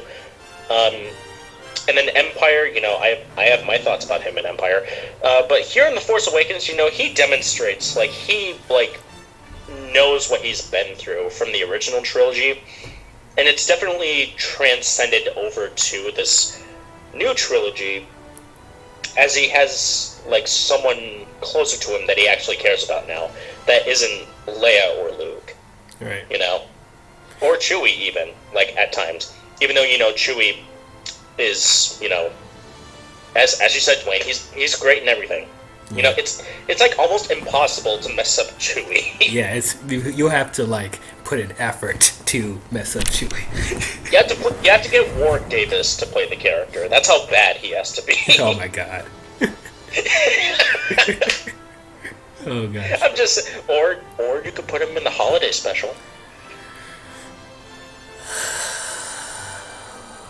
I had to bring it up. I'm sorry. Let's see. Thought I was gonna lost my train of thought again.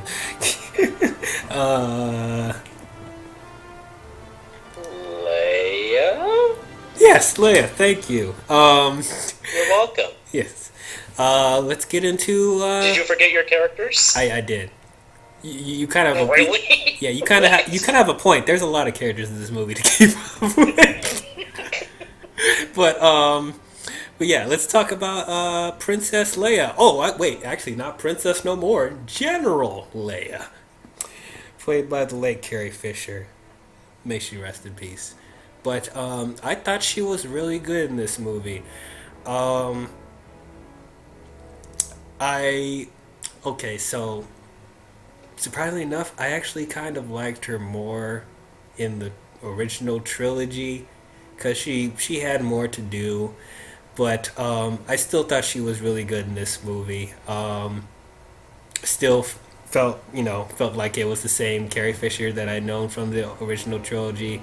Honestly, I didn't really feel. I never got that impression with Leia. I felt like how she was portrayed in the original trilogy, transitioning to the sequels.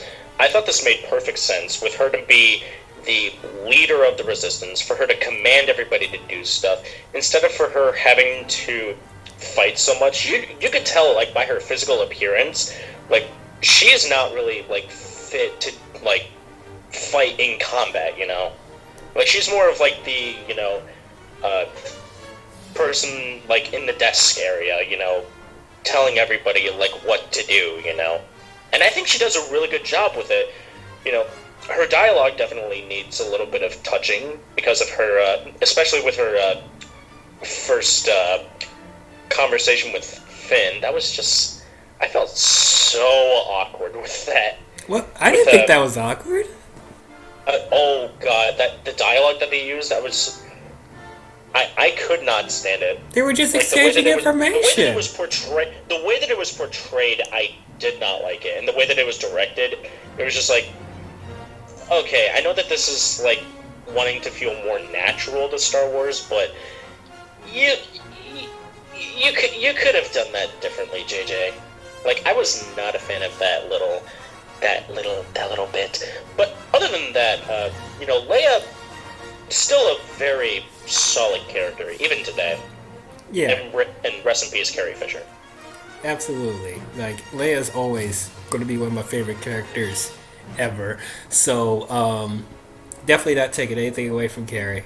I thought Leia was nice. Like, she literally, I could see her going as a general from a princess, because how, she wasn't the damsel princess that you can see. She was in the action with everyone else. So it kind of makes sense that she would go into a military position. Plus,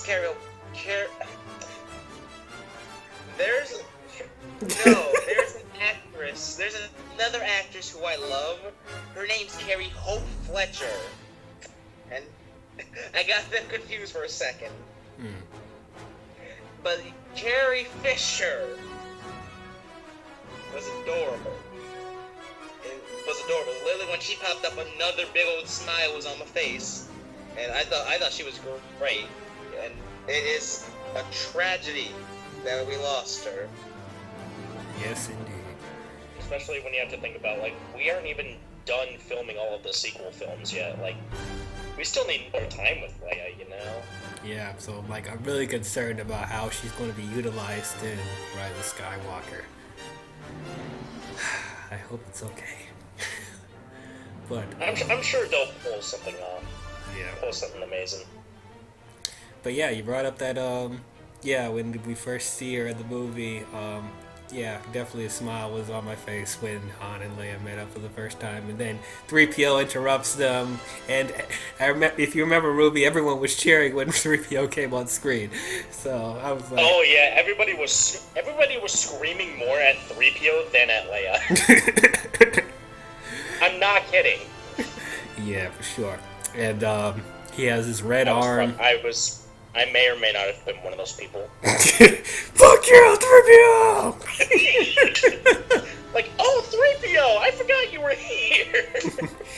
And that was the moment where Crimson Amazon was like,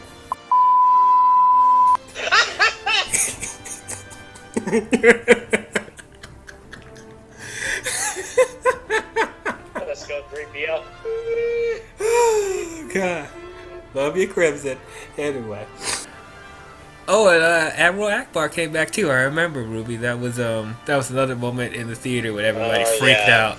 It was just like by the time they showed the this was the Death Star and this is Starkiller Base, so it's big. And then all of a sudden Akbar is in the movie because we can't forget. Yes, he's part of the universe and he's very important. So apparently he did. Didn't he lead the rebellion to destroy the second Death Star and Return the Jedi?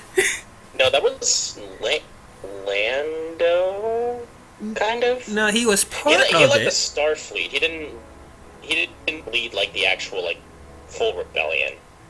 Well, no, but it's like along with Lando, like they both like led the charge. So it is. Yeah, they both shared their. They both had their fair share in the leadership. Yep. And then I could get into the stuff with the Clone Wars and the novels, but don't have time for that. Nope. We will next year. Anyway. Oh my god. It was really nice to see 3PO again. And him with the red arm. His bestest buddy in the whole wide world. We can't forget about his bestest buddy. Oh yeah, R2. He was barely in the movie though. I almost cried when I saw R2 for the first time. I was like, wait, 3PO's here. Where the hell is R2? BB-8 takes off the drape of R2 and I was like... That's how it was too. Yeah, that's how I actually felt like that about Luke too, but we'll get to that later. Yeah, save that. Save that. Gotta save our boy. Right. Yeah, I'll save it. Right. Though when we when they pull the drape off of R2, I was like you guys. I was like, yee! And then I was like, but wait, why are you not alive? Why are you shut off? I was like that too. Turn him back on. Turn him back on. But 3PO's like, oh, there's no way for us to turn him back on. Why not? What happened? But anyway, he comes back on towards the end of the film, which we'll talk about later. But yeah, it was great to see them again. This is a nice way. I know some people had some issues with how they introduced the legacy characters in this movie. I actually had no problem with them at all. Like, because they didn't halt the movie, they didn't halt the story, and it's like they didn't spend too much time on them because they were focusing on the main characters, but they gave them enough time so, you know, the people that were fans of the original trilogy, you know, there's something that, you know, a good homage to them, be like, oh yeah, that's 3PO, yeah, he's back, and you know, it's they don't take over the film, in my opinion. You know, I thought they were used really well in the movie, and they were used enough to give the new people some time to get introduced to the franchise. Exactly. And it's like, you know, since this is not a reboot, this is a, you know, continuation. This is episode 7, so it's like, you know, some of us, you know, kind of like want to see or expect, you know, some of the legacy characters to come back and play a part to a certain extent, you know. So it's like, it was to give leverage to the new characters, you know. It's the passing of the torch. And I thought it was handled respectfully in this movie. And I know some people will have some thoughts, but well, what about Luke Skywalker, huh? We'll get to that later. But one person that not a lot of people talk about in this movie, who I actually really liked, was Maz Kanata. I liked her a lot in this movie. She was great. Yeah. I actually forgot to talk about her. Yeah, she's amazing. Yeah, it's like played by Lupita Nyong'o, and it was pretty much motion capture for her. So I thought she was a really good character. Another force sensitive character. I liked her gimmick with the eyes. I know it's kind of cheesy for some people, but I thought that was kind of cool. And I just liked her interaction with the gang, with Han and Rey and Finn. I definitely liked all that, and then liked her conversation with Rey, you know, talking about the Force and stuff like that. So I definitely thought she was a really good addition. And the motion capture actually didn't bother me. I don't know why it bothered so many people, because like that's one of the complaints I hear about them, that the motion capture and CGI for her wasn't good. And I was like, I disagree. Now, did she look 100% real? No, but she's an alien. So it's like, there's only so much you can do. I think her rendering was better than Jar Jar's in The Phantom Menace, so that's an improvement. That's a plus. Yeah. I mean, they could have done puppetry for that, which I would have been okay with too, but I thought the motion capture they did for her was fine. Like, it didn't take me out of the movie. How'd you feel about Maz, Nick? Being honest, I kind of forgot about Maz until you mentioned her. I was like, oh yeah, Maz! She was in this! Yeah, she wasn't in the movie a lot, but, I thought she was still important to the story. But yeah, she had enough screen time for us to care about her, even slightly. Yeah. Except in Last Jedi. I was kind of upset about I'll get to her in The Last Jedi. Yeah. I'll get to her later. Yeah. But I like Maz. She was the old sage character of this saga. Yeah. Well, this movie. Mm-hmm. Definitely. But yeah, definitely thought she was a great addition to the franchise, and I actually liked her castle, like her cantina. I thought that was one of my favorite scenes in the movie. One thing I also didn't talk about is the overall practical effects in this movie. They're also excellent, and one thing I also really liked about this is how they mix the practical effects with the special effects. I thought how they rendered them together, I thought it was done really well. So I'm not one of those people that say that CGI has no place in Star Wars, because like it's been there all the time. So I don't know why people are complaining. I think people are just like oversaturated from the prequels and stuff like that. They can't get over the prequel stuff, so it's like any CGI in Star Wars is bad or whatever, or too much. I'm just like, no, if it's done well and used sparingly and rendered pretty well with the practical effects, I have no problem with that. And just like the way they mixed the practical and the special effects was really good. Like, I was convinced that all the creatures and different aliens in this movie were there.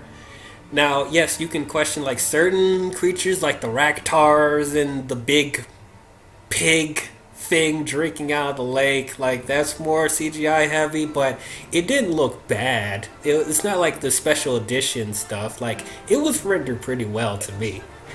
Anyway, but yeah, I just overall thought the effects were great. And of course, now that we have the technology today to do the stuff that they want to do in Star Wars, it just makes the world a lot more interesting and exciting for them to play with different toys, and JJ is pretty good with special effects himself, so definitely like that.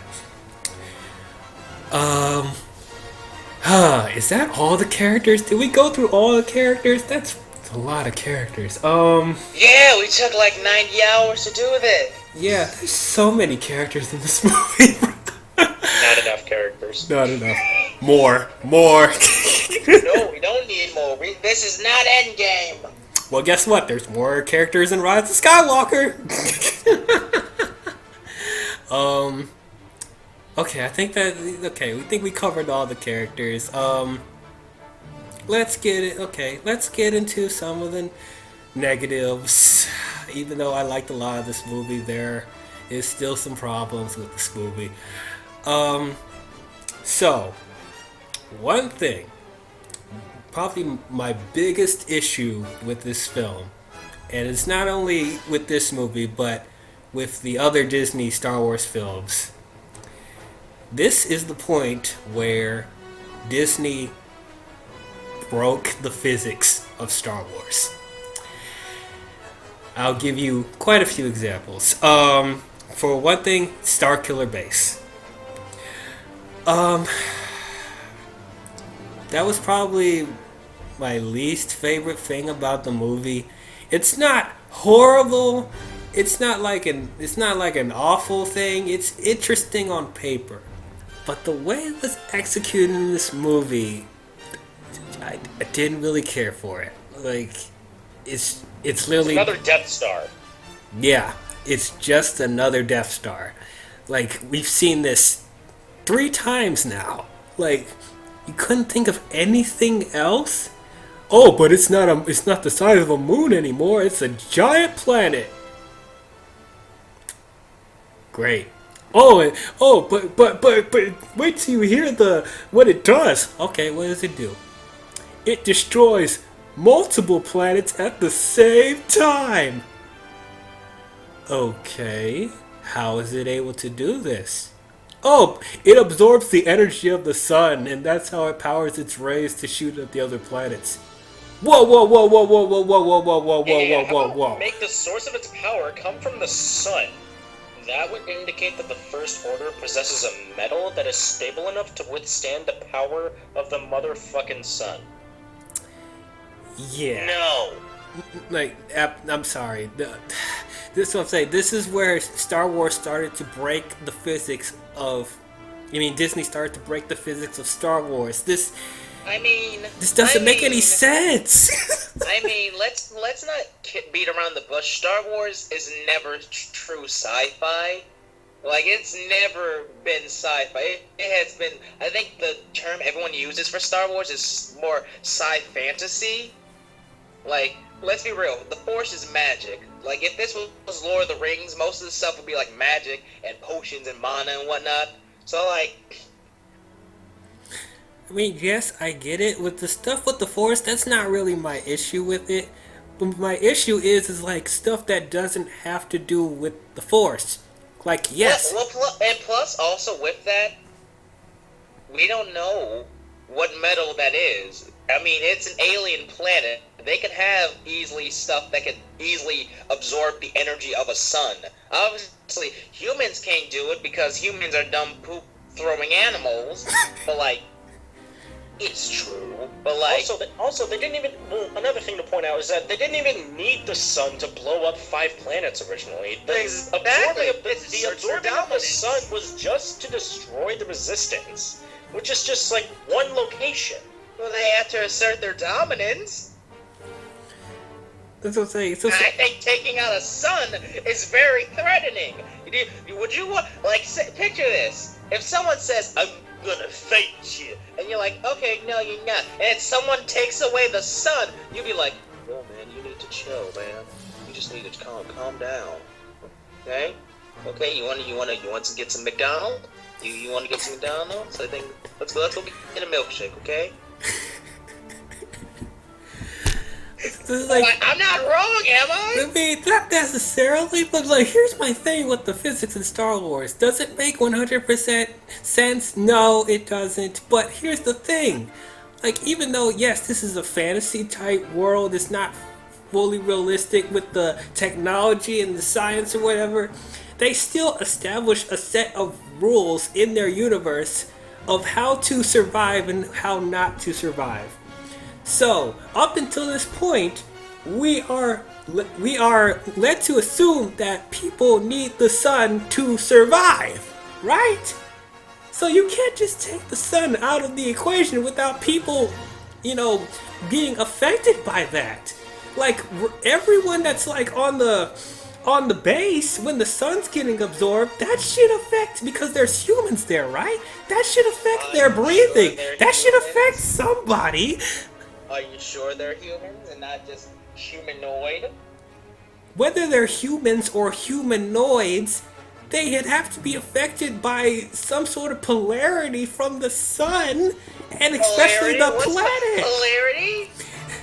And it's not only this movie. I think polarity is more magnetics than energy from the sun, Dwayne. It's like I'm not very smart, but I think polarity is magnetic. Well, anyway, you know what I'm talking about. If a sun is taken out of the planet, if the sun is taken out from the planet, the world would be affected by that. But it's not. Like, even when they do their demonstration, they already took out a sun. But the planets they're about to get destroyed don't get affected by that. And then let's going on to the other Disney Star Wars films. In Rogue One, it makes no goddamn sense how a little tiny rebel ship is able to push over a giant Star Destroyer to crash into a shield. That doesn't make any sense! That doesn't make any sense. That doesn't... And then in Solo, like, it's a cool visual for the Star Destroyer to go in the Kessel Run, but there's no freaking way that a giant Star Destroyer would go in there without being damaged or getting sucked by a vortex or pieces of their ship being flown off into different parts of the Kessel Run. It's really walking in there like it's just a freaking thunderstorm or something, but it's like, and then you see the Millennium Falcon barely getting by doing the Kessel Run and almost got destroyed. So it's like, that doesn't make any sense. And then in The Last Jedi, don't get me started with the shit in The Last Jedi. But that's that. Oh, that's what I'm saying. It's like, Dwayne, your mother's calling. She's very concerned. Oh, shut it. Like, these are the concerns that I'm talking about. Like, if you just go completely out the window with the physics, people aren't going to feel stakes anymore, because they're going to be like, oh, well, they'll survive that because the physics in the other films don't make any sense, so yeah, they'll survive that. So it's like, you have to establish certain rules of death and life. And I felt like they went out of control with these movies going forward. And Starkiller Base is a big, giant plot hole. It's a big plot hole. So it's like, it just, the Starkiller Base just doesn't make sense to me. I'm sorry, it doesn't. It doesn't make sense to me either. You're not the only one. But yeah, so that's my biggest problem with the movie. And then, going to the other issues with it. For a while, I was saying that this movie was my favorite out of all of the films. Like, I was on an emotional high with this movie because it's done stuff that I haven't seen in Star Wars from a direction and effects standpoint, and the characters. Like, it hooked me the most out of the other films. But now watching this again analytically and critically, what keeps this from being my favorite is that it feels so much like A New Hope. It feels once again like a pilot episode. Even more than A New Hope. This feels like a literal episode 1 of a TV show. I mean, not saying that like the budget and stuff like felt like a TV show, but it literally felt like a first installment of many. They left so many questions open in this film. And normally, I'm okay with not knowing everything the first go-round, but JJ just left so many questions out there. Like, how did Maz Kanata get Anakin's lightsaber? How did Snoke turn Kylo to the dark side? How did the First Order come to where it was? Why is Luke only in the last 2 minutes of the movie? Why this? Why that? And it's like, what is Rey? That's literally the question. What is Rey? So why is she so powerful in this movie? So it's like, there's so many questions looming up in the air, being like, I can't really, even though it's a fun ride, like, I enjoy this movie, it's a really enjoyable time, but I can't enjoy this as a standalone film. An argue could have been made for A New Hope, even though I felt that was kind of a pilot episode, but for the most part, it stood on its own more than this movie. Like, I can't enjoy this by itself. But I still believed in the process, you know? Like, I believed that in the next 2 movies they were going to explain a lot more, you know? Like, JJ, actually, I felt like he had a plan, and it's like, we'll see his overall development with these characters and the world in the next 2 movies. All will be explained then. But just in this movie, there's just so much that was just left open, where it's just like, I feel unsatisfied. Like, I want to see more. So the movie did its job. I do want to see more, but it's just so open-ended. it's just so open-ended. I couldn't help but feel frustrated in certain moments. The Knights of Ren was also teased in this movie. I forgot to talk about. The Knights of Ren was teased in the trailers, and we see nothing of them except for when Rey has that vision when she touches the lightsaber. Like, where's the Knights of Ren? Where are they at? All will be explained in the next movie. Like, that's one of my main frustrating parts of this movie. Like, so y'all got anything that bothered you about this movie? It's just one thing for me. What? The stupid tentacle monsters. Oh, you didn't like the Raftar scene. During the Kanja Club scene. So that's a Kanja Club. That's the only thing I didn't like about this movie. Those were the most tacked on, oh, we needed a monster, here's a monster, out of anything of Star Wars. Like the Sarlacc, I could deal with that. The little asteroid worm thing, I could deal with that. But those were just lame. Oh, did you like that big slimy creature in Rogue One? Even that had more presence than the tentacle monster things. I don't even remember what their names are. Raftars. Raptors? Raftars. Raftars. Yeah. That's stupid. That's stupid. They need to feel stupid. Well, I actually liked that scene. I thought that was a fun little scene. And here's the problem. This is why we have a problem, ladies and gentlemen. It's this man right here. He's the cause of everything. Well, one of my bigger issues, we actually didn't cover this, is actually before this scene happens, is actually the setup to it, is when Finn and Rey get captured onto that carrier ship, and then all of a sudden Han and Chewie end up in the scene. Like, my main issue is their entrance. How did they get there? Like, how did they end up taking that ship, you know? Okay, so... And, you know, they just happen... And did they just, you know, oh, well, here's the Millennium Falcon, let's just pull this guy on board. Okay, well, they actually kind of explained that in the movie. But, so Han and Chewie apparently was working on that freighter with other people. Or I guess the other people left, that's what they talked about. But they were already owners of that freighter. And then Han even talks about, you know, when they go to see Maz, that, did you think that was a coincidence that we found the Falcon? Because, like, the Falcon is easily able to be found wherever they go. So it's like, of course, Han will run into that. Now, yes, there's some coincidence stuff with that, absolutely, just to get the plot to continue, for sure. But it's like, they do address the fact that, oh, why is it so easy for the Millennium Falcon to be tracked? Because it's already been tracked. Because, like, there's spies everywhere. And it's like, they know every move that the Millennium Falcon's doing. So it's like, Han just so happened to be in the middle of that.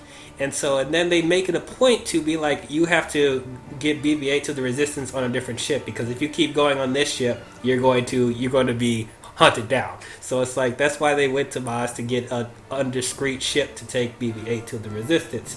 So that's my own thing about that. Now, yes, with the Han and Chewie's entrance, yes, it's very convenient for them to be there for the fan service or whatever like that. So I do get it, but I didn't feel like it was just shoehorned in there for me. But as far as that Raftar scene, like, yes, like, that's the most CGI heavy creature of the entire film, but it's like, It's not even a CGI, it's just lame. What do you mean? I thought that was cool. Like, they freaking roll around in the hallway and eating people. Like, that's it was the epitome of filler. Like, we need a chase scene that has a monster. It felt so filler. It was like an anime episode. Like that, you can't look me dead in my eyes and tell me that none of the main protagonists were not going to be eaten by those monsters. You knew they were not going to be killed by some roly-poly Kirby tentacle monster wannabe. I mean, sure, but if you're going to put in that argument, then you know for damn sure that Rey and Finn was not going to get blasted to smithereens on Jakku. So it's like, it's the same logic with that, man. Yeah, it's the same argument. That's the beginning. But anyway, yes. But now, was the scene necessary? No. But it still was a fun little scene, and it didn't overstate its welcome. It was only like a couple of minutes. So it's like, it's not like it halted the film completely, you know, and it's like they had to figure out a reason to, you know, escape with the Falcon and whatever. So it's like, They could have had a shootout, a cool shootout. Shohan doing being a smuggler, opening fire. They could have had that, but no, we just went these anime tentacle monsters. but he was doing the shootout when they were meeting with Maz and the Stormtroopers invaded, so you still got that. Believe it or not, I actually have the argument of, this scene is only like a couple minutes, so like, why is it only a big deal to everybody? I actually have this same argument in The Last Jedi, just a fair warning. Are you fucking talking about Canto Bite? We'll talk about it in The Last Jedi. Because that is not the same. I want to save that Canonite. Save that for that one. We'll save it for The Last Jedi. All I'm going to say is that is not the same. And we will get to that next month. But... amazing. Every word you just said was wrong. Oh, okay. Oh, we gonna fight. We are gonna fight. God. Wasting my time. Just like Luke and them. Did you just say wasting your time? Yeah, just like Luke and Empire. I don't know what we're doing here. We're wasting our time. But anyway. I didn't mind the Raptor scene. Unlike the 30 minutes of Canto Bites. Anyway. It's not 30 minutes. It was 30 minutes. It was not 30 minutes. I clocked it. I clocked it, bruh. 30 minutes. Anyway.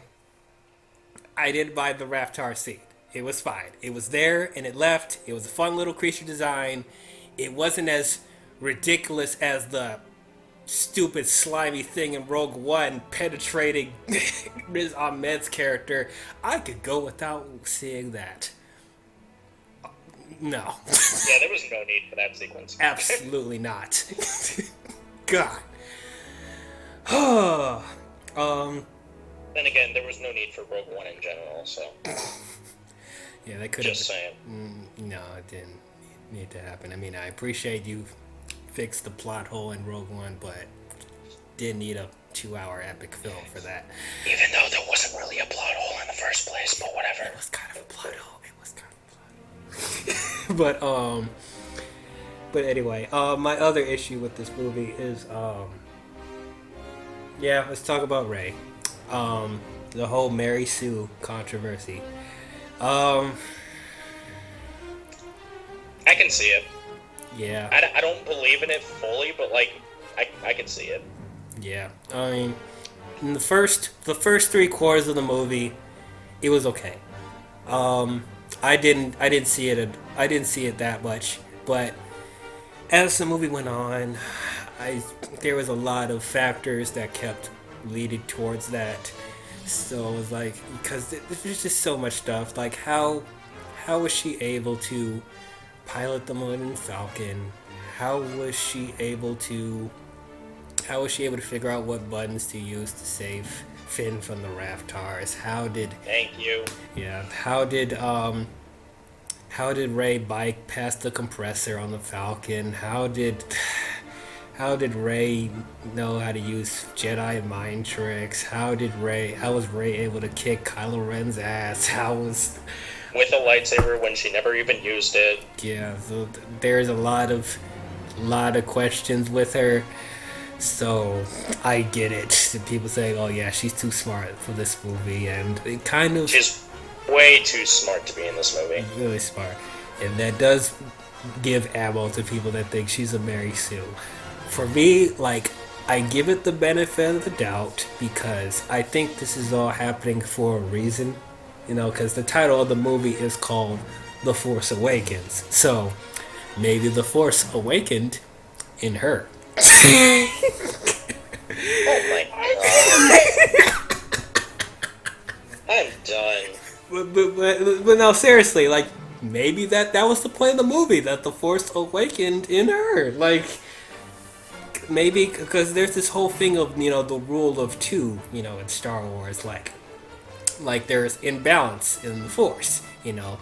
And, you know, since, you know, Luke is like the last Jedi and he cut himself off from the Force, and that only leaves Kylo Ren and Snoke to be like the most powerful Sith, well, dark side users in the galaxy.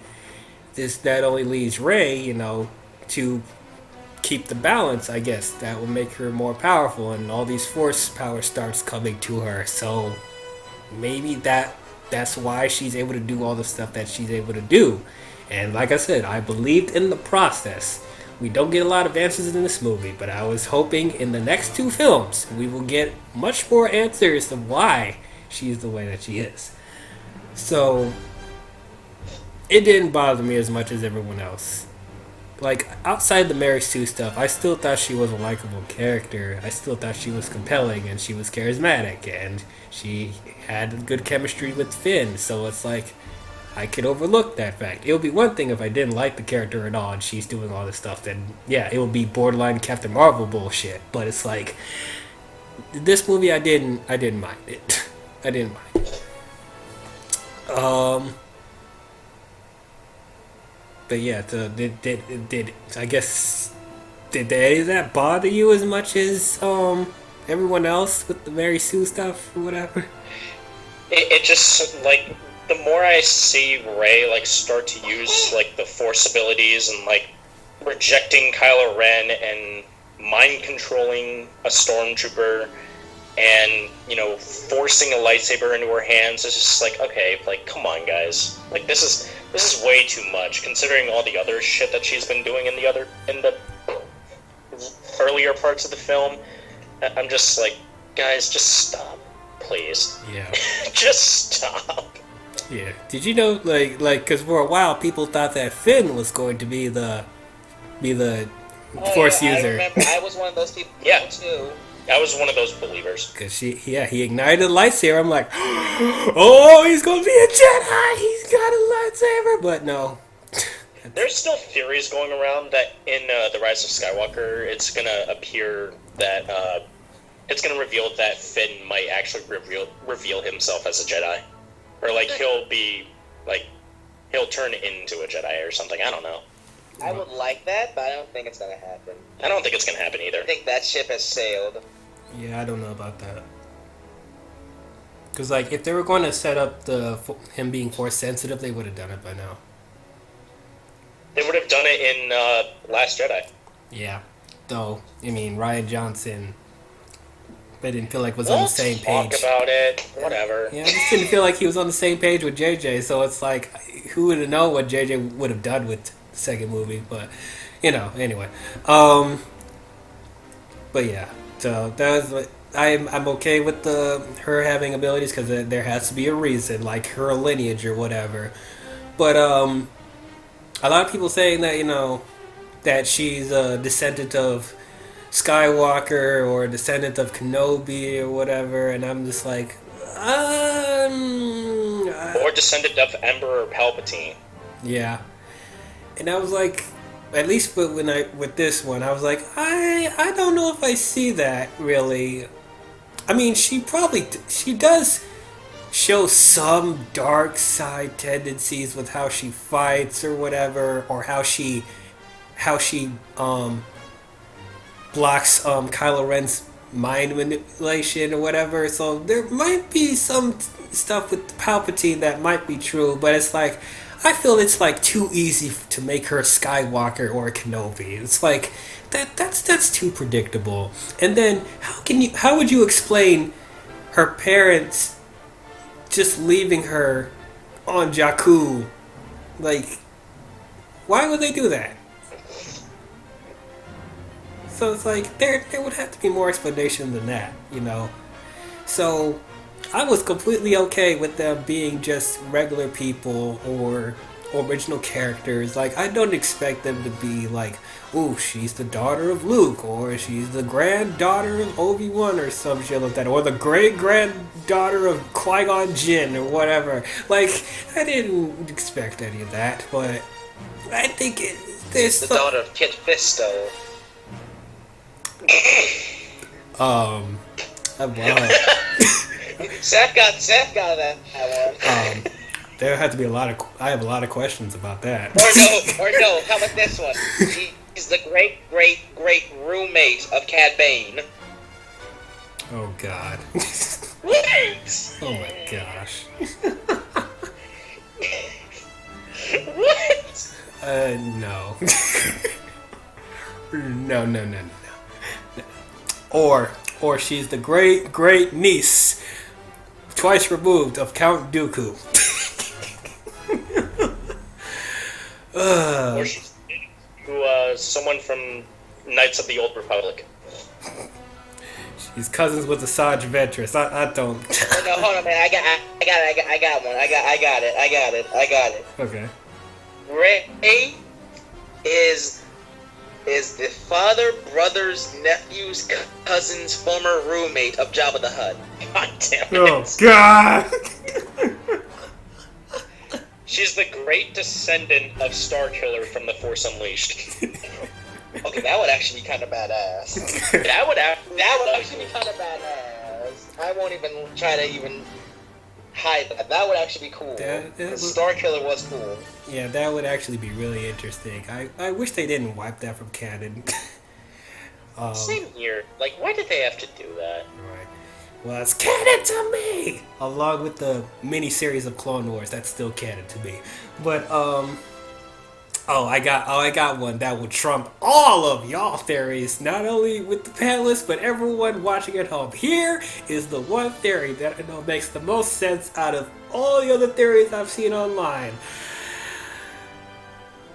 She's the half-sister of R2-D2 and C-3PO. Because that's how she's able to speak droid in this movie. I have no idea. She's related to L337. Exactly. That's another issue. Well, it's not exactly an issue, but a thing that just doesn't make sense to me. How is she speaking droid?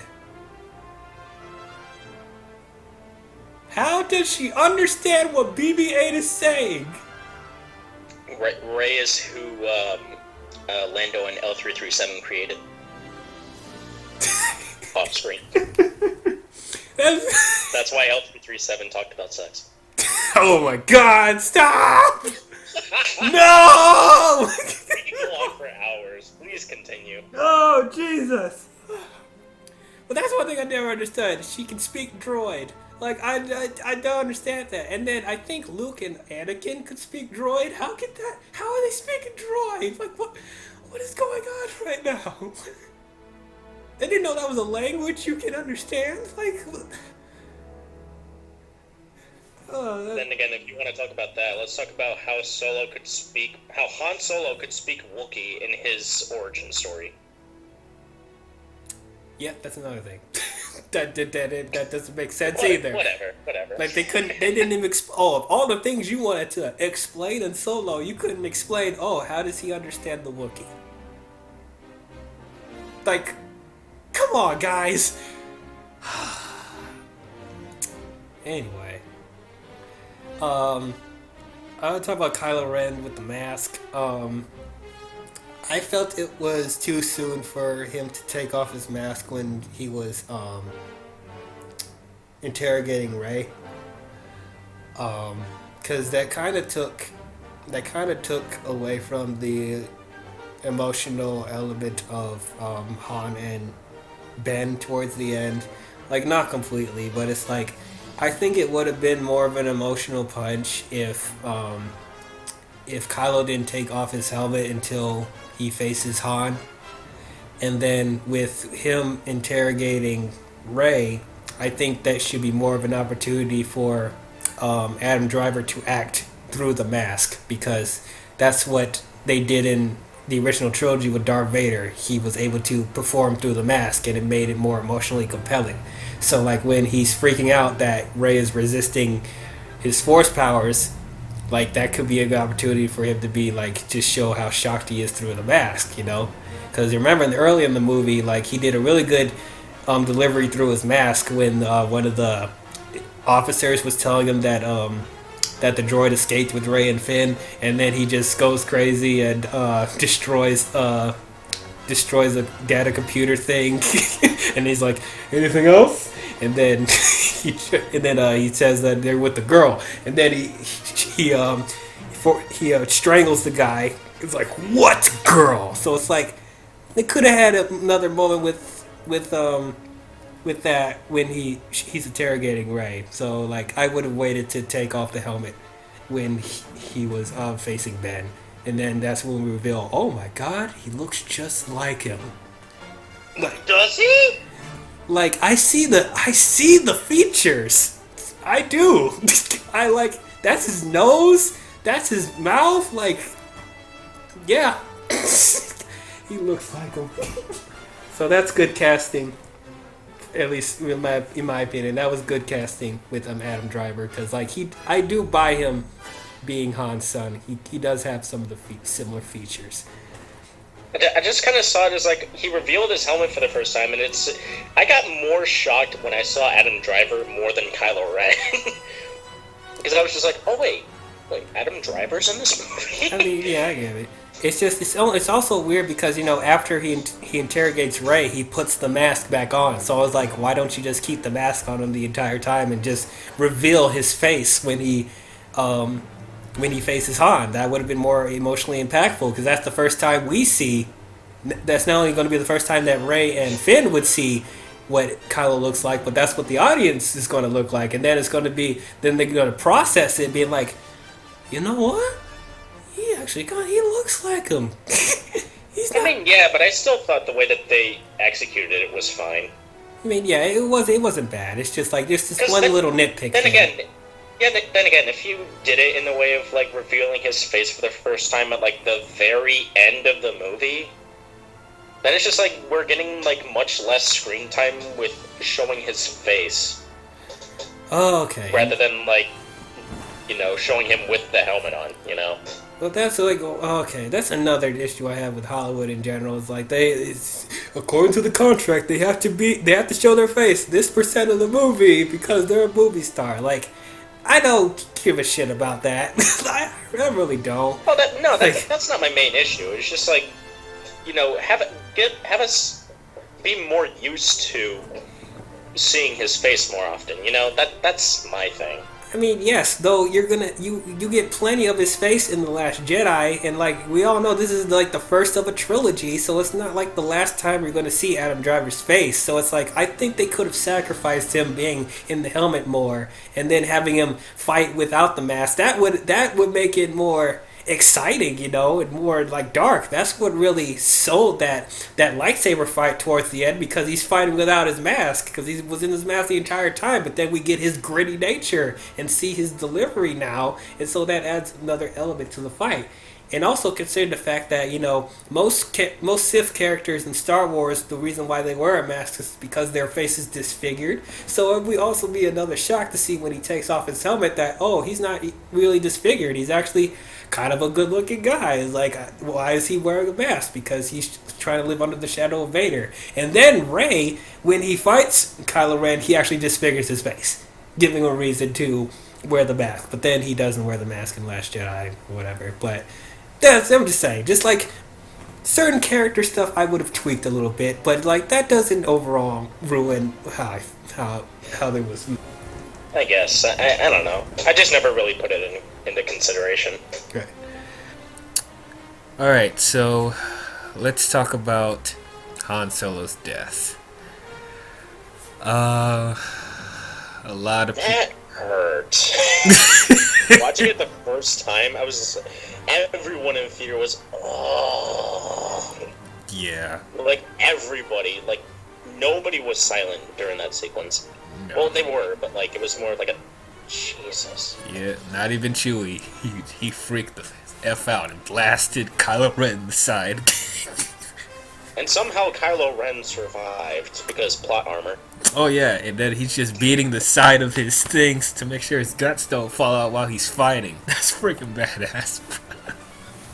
I mean, yeah, but it's at the same time, it's just like you're damaging yourself to make sure you don't get hurt. Adrenaline. Maybe he's a masochist. I don't know. I was about to say that. Maybe it's pleasurable. Yeah. He's on drugs. Anyway, back to Han. So, how did you guys like feel? Did you think that was a good choice? Did you think that was a mistake for them to kill Han? Did you like how it was structured? Honestly, go ahead, Nick. Go ahead. I was actually genuinely surprised. Like, people could, like, now people go like, "Oh, I could see it coming a mile away." I didn't know. Like, I thought he was gonna actually talk him over. But then, literally, when you just hit the lightsaber, I was like, no. Yeah. Yeah, I was just kind of like the setup was there, and it like clicked on me, saying, "Okay, Han Solo's probably gonna die." But then there were moments in there when I thought, there's like that blue light shining on Han, and then the red light shining on Kylo, and that made me think, oh, maybe this is gonna happen. And then the sun started to disappear even more, and then more red lighting appeared on Han, so that kind of highlighted, okay, he's probably gonna die. I'm actually a little bit more on the theory side of Han Solo was the one that activated the lightsaber. Really? Like there was some article out there, like a few weeks after The Force Awakens came out, saying that there was a theory that someone said that Han Solo was actually the one that activated the lightsaber. Why though? I don't know. Maybe to try to click it and like try to get his son's attention even more, and try to like give him an idea of like, we want you to come back. The dark side is not a good place to be. Snoke is just using you for your power. But that'll ultimately be decided in Rise of Skywalker. Like I said, like whatever happens in the Rise of Skywalker will make me determine how I feel about Han's death even more. Yeah, like I'm actually fine with it. To be honest with you, I don't think there's anything else really for Han to do in the saga. Honestly, I think his journey was complete. Yeah, he fulfilled his purpose. Yeah. I know, like, diehard Han fans are going to be like, no, how dare you say that? He didn't need to die. Like, there's nothing else for him to do. Like, pretty much what solidified, his journey's complete was when he talked to Rey and Finn, being like he believes in the Force, and he believes in Luke being a Jedi. He believes in the rebellion, all this stuff. So it's like, I think that, his overall journey there, that's where I was like, okay, his story's complete. Now, yes, you could argue like he could have been there to help Kylo get back to the light, but it's like, me personally, and like I'll talk about this more in The Last Jedi, but I didn't expect for Kylo to turn back to the light in this saga, and I don't know how I feel about it now after watching Last Jedi. We'll see how it goes in Rise of Skywalker, but it's like, that's not something I expected to happen, because we've already seen that with Anakin. So it's like, I wanted a different journey for Kylo.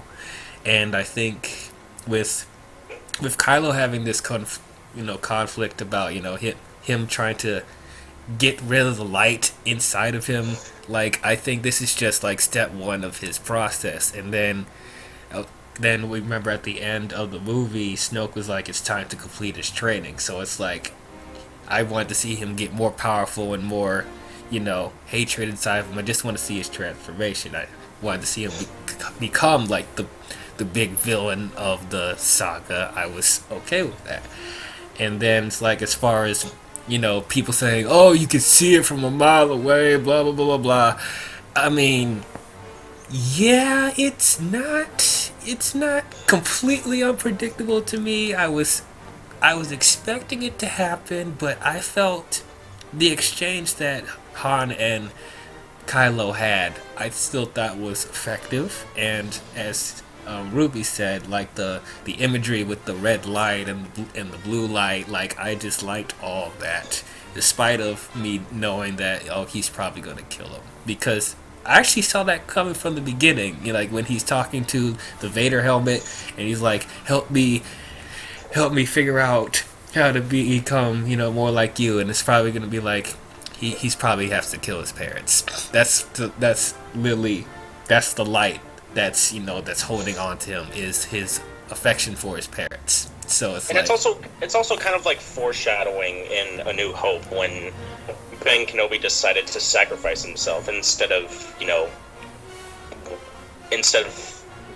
don't even know what I'm trying to word, but ultimately he sacrificed himself to allow Luke and the others to escape. So my trail of thought is that Han kind of tried to do his job in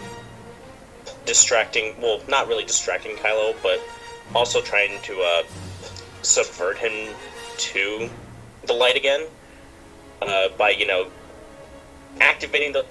That's what I mean by like Han activating the lightsaber. I'm just like jumping my words a lot. I do apologize. Yeah. Early in the morning. But, yeah, but ultimately, yeah, that's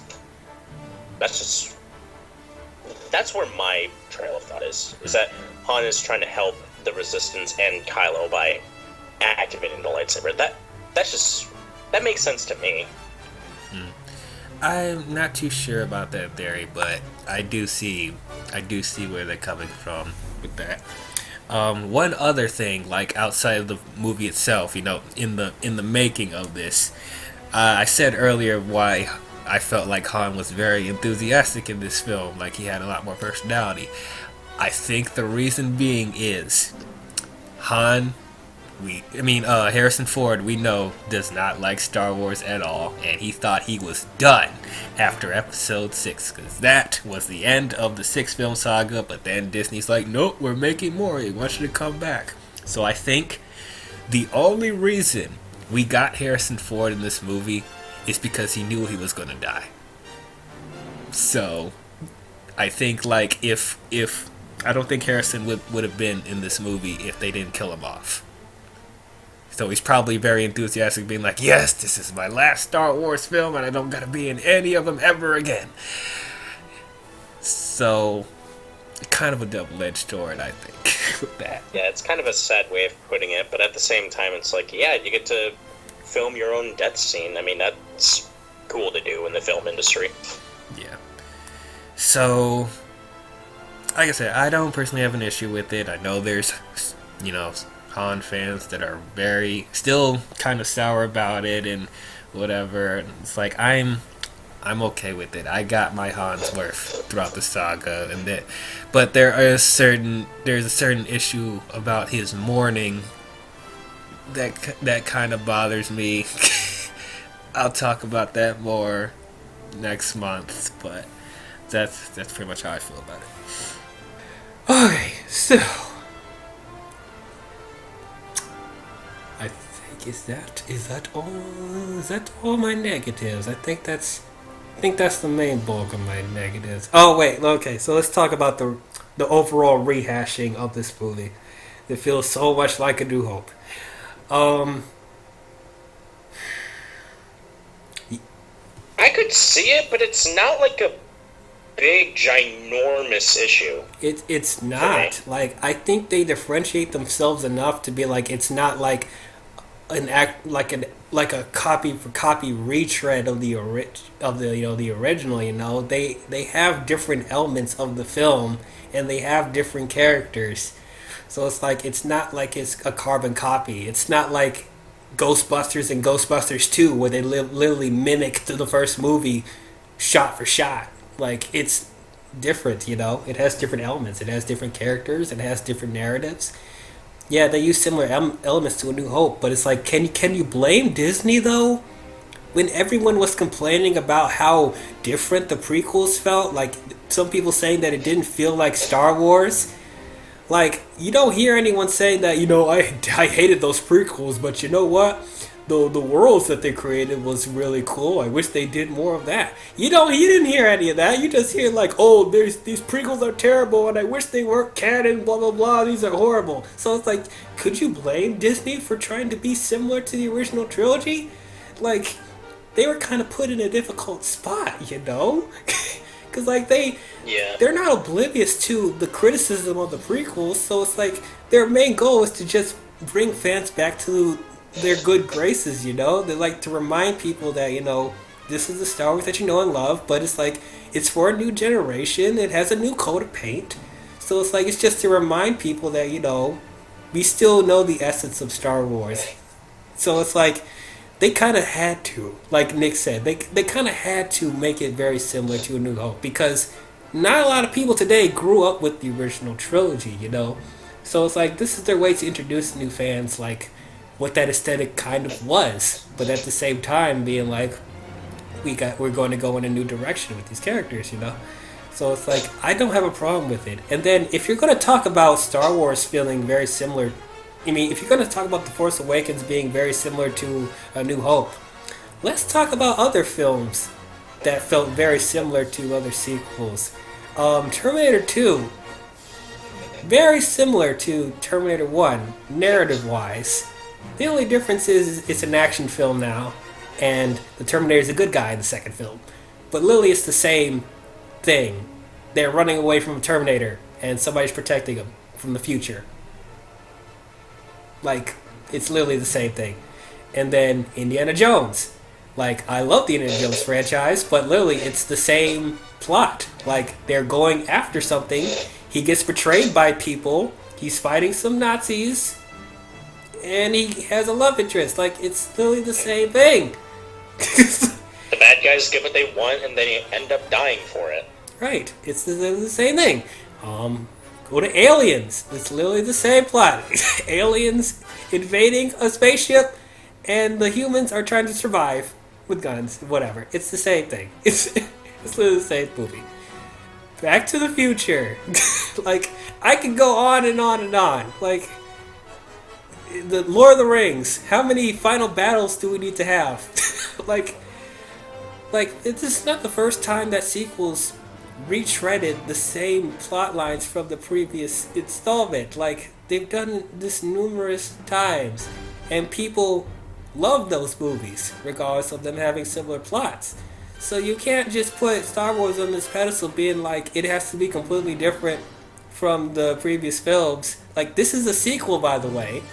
So, like, you have to have similar elements there to make it feel like it's in the same continuity. But it's like, you can't just look at Star Wars and be like, this feels the exact same as the other films, and then look at the other movie franchises that do the same thing and be like, no, that's okay.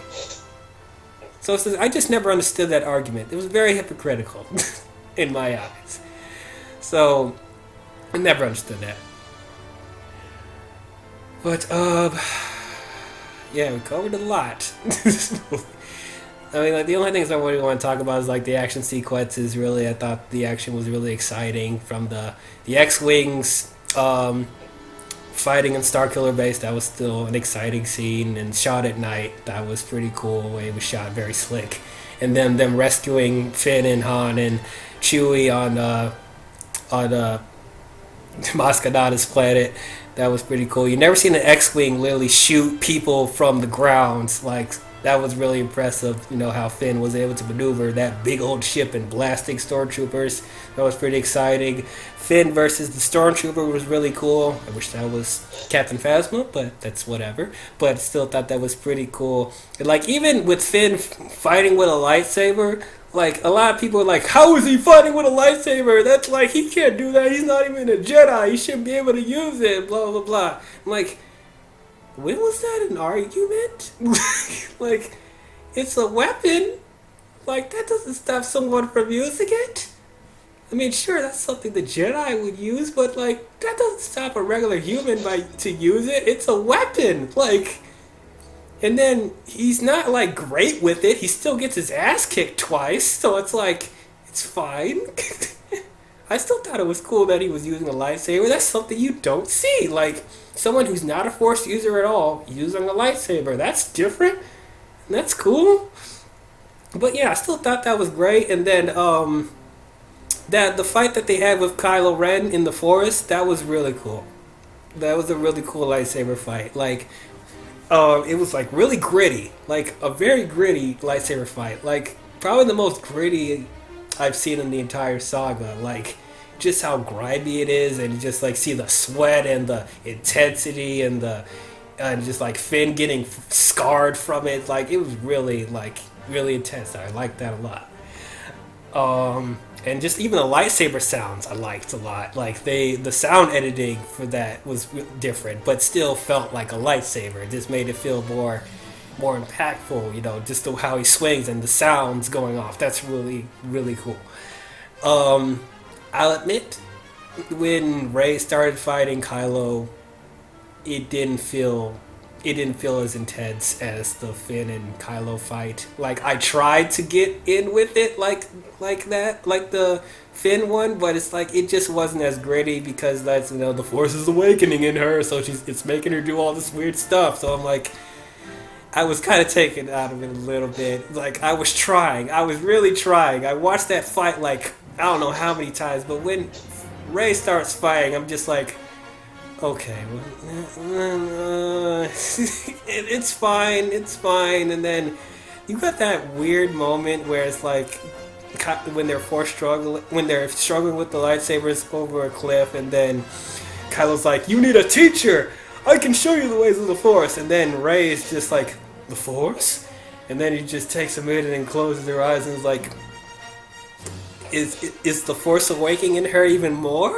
Like, is the Force a trigger word? Like, okay." And then that's when she just goes out and just kicks his ass and gives a scar on his face. I'm like, okay. I'm sure there's a reason for that. I hope The Last Jedi explains it, but it's like, it's awakening too much. The Force is awakening too much. But, but you know, overall, I still thought it was a pretty cool fight. And then, did you guys feel it was a little too quick that they got Kylo Ren out of danger before the planet exploded? Because Snoke's all like, "Leave the base at once and come with Kylo Ren. It's time to complete his training." And literally, 3 minutes later, like the planet explodes, and he made it out in time.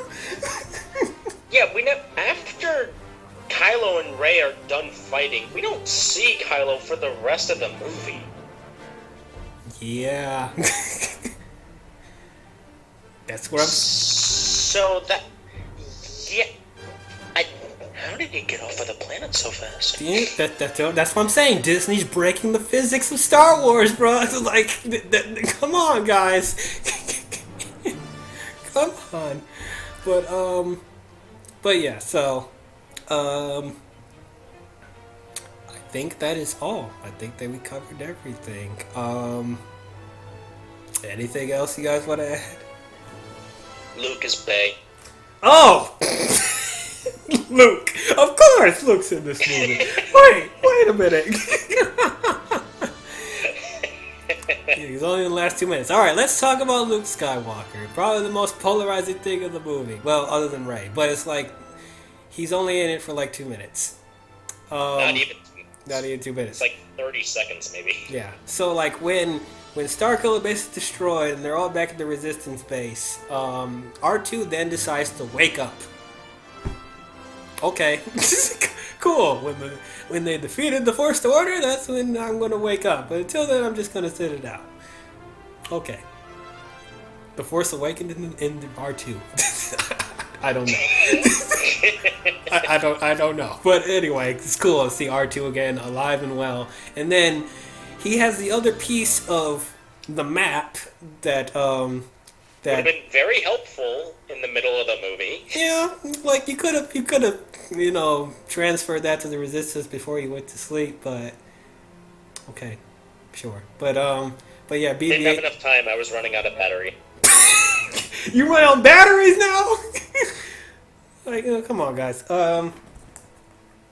But yeah, so the thing, so he wakes up with the one of the pieces that of the map leads to Luke Skywalker, and that's what BB-8 was holding the entire time that the First Order was trying to get, because they're trying to get Luke and kill him. So they're like trying to go after the droid the entire movie. So they put their pieces together and they find the map to Luke, which is at a planet called Octo. Yeah, with the location of the first Jedi temple. So that's where Rey and Chewie and R2 go with the Falcon, and Finn's in a coma after the fight with Kylo, and then he had that nice little moment of before she leaves. He's like, "We'll see each other again." I believe that, and then she gave him a kiss on the forehead, and I was like, "Oh." My reaction was, okay, close enough. Okay, close enough. Alright, close enough. So yeah, we got 2 more movies. Yeah, but then they had to put in that Rose Tico and Raylo bullshit. Get to that. We'll talk about it in the We'll Last talk about Jedi. it in the Last Come Jedi. on. I'm sorry, man. It's just, ugh. Like, she didn't need to kiss him on the forehead. She didn't need to do that, but she did, leaving plants of them being together. So I don't want to hear any other stupid ships y'all got with the Raylo and the Finn and Poe and the Rose and Finn and the Rey and Poe. I'm like, what? What? Anyway, that was cute. That was nice, and I was hoping they'll get together in the next film or the third movie, but other stuff happens. But anyway, they go to the Octo, Rey, Chewie, and R2, and she walks up the top of the mountain, and that's where you see Luke Skywalker in the distance, in his gray hood and his white Jedi like robe and stuff like that. He looked pretty badass for only a minute of screen time. Yeah, everyone was just actually freaking out in the theater. And then that's when Rey hands his pulls out the lightsaber. Yeah, pulls out the lightsaber, and then Luke is just looking at it, and you see this tragic look on Luke's face. And then it just really ends with that. And yeah, he doesn't talk at all. And which I thought was more powerful that he didn't talk, so that we get to save the rest of it for the Last Jedi, you know? Yeah, I agree. I was fine with him not, being a huge integral part of the story.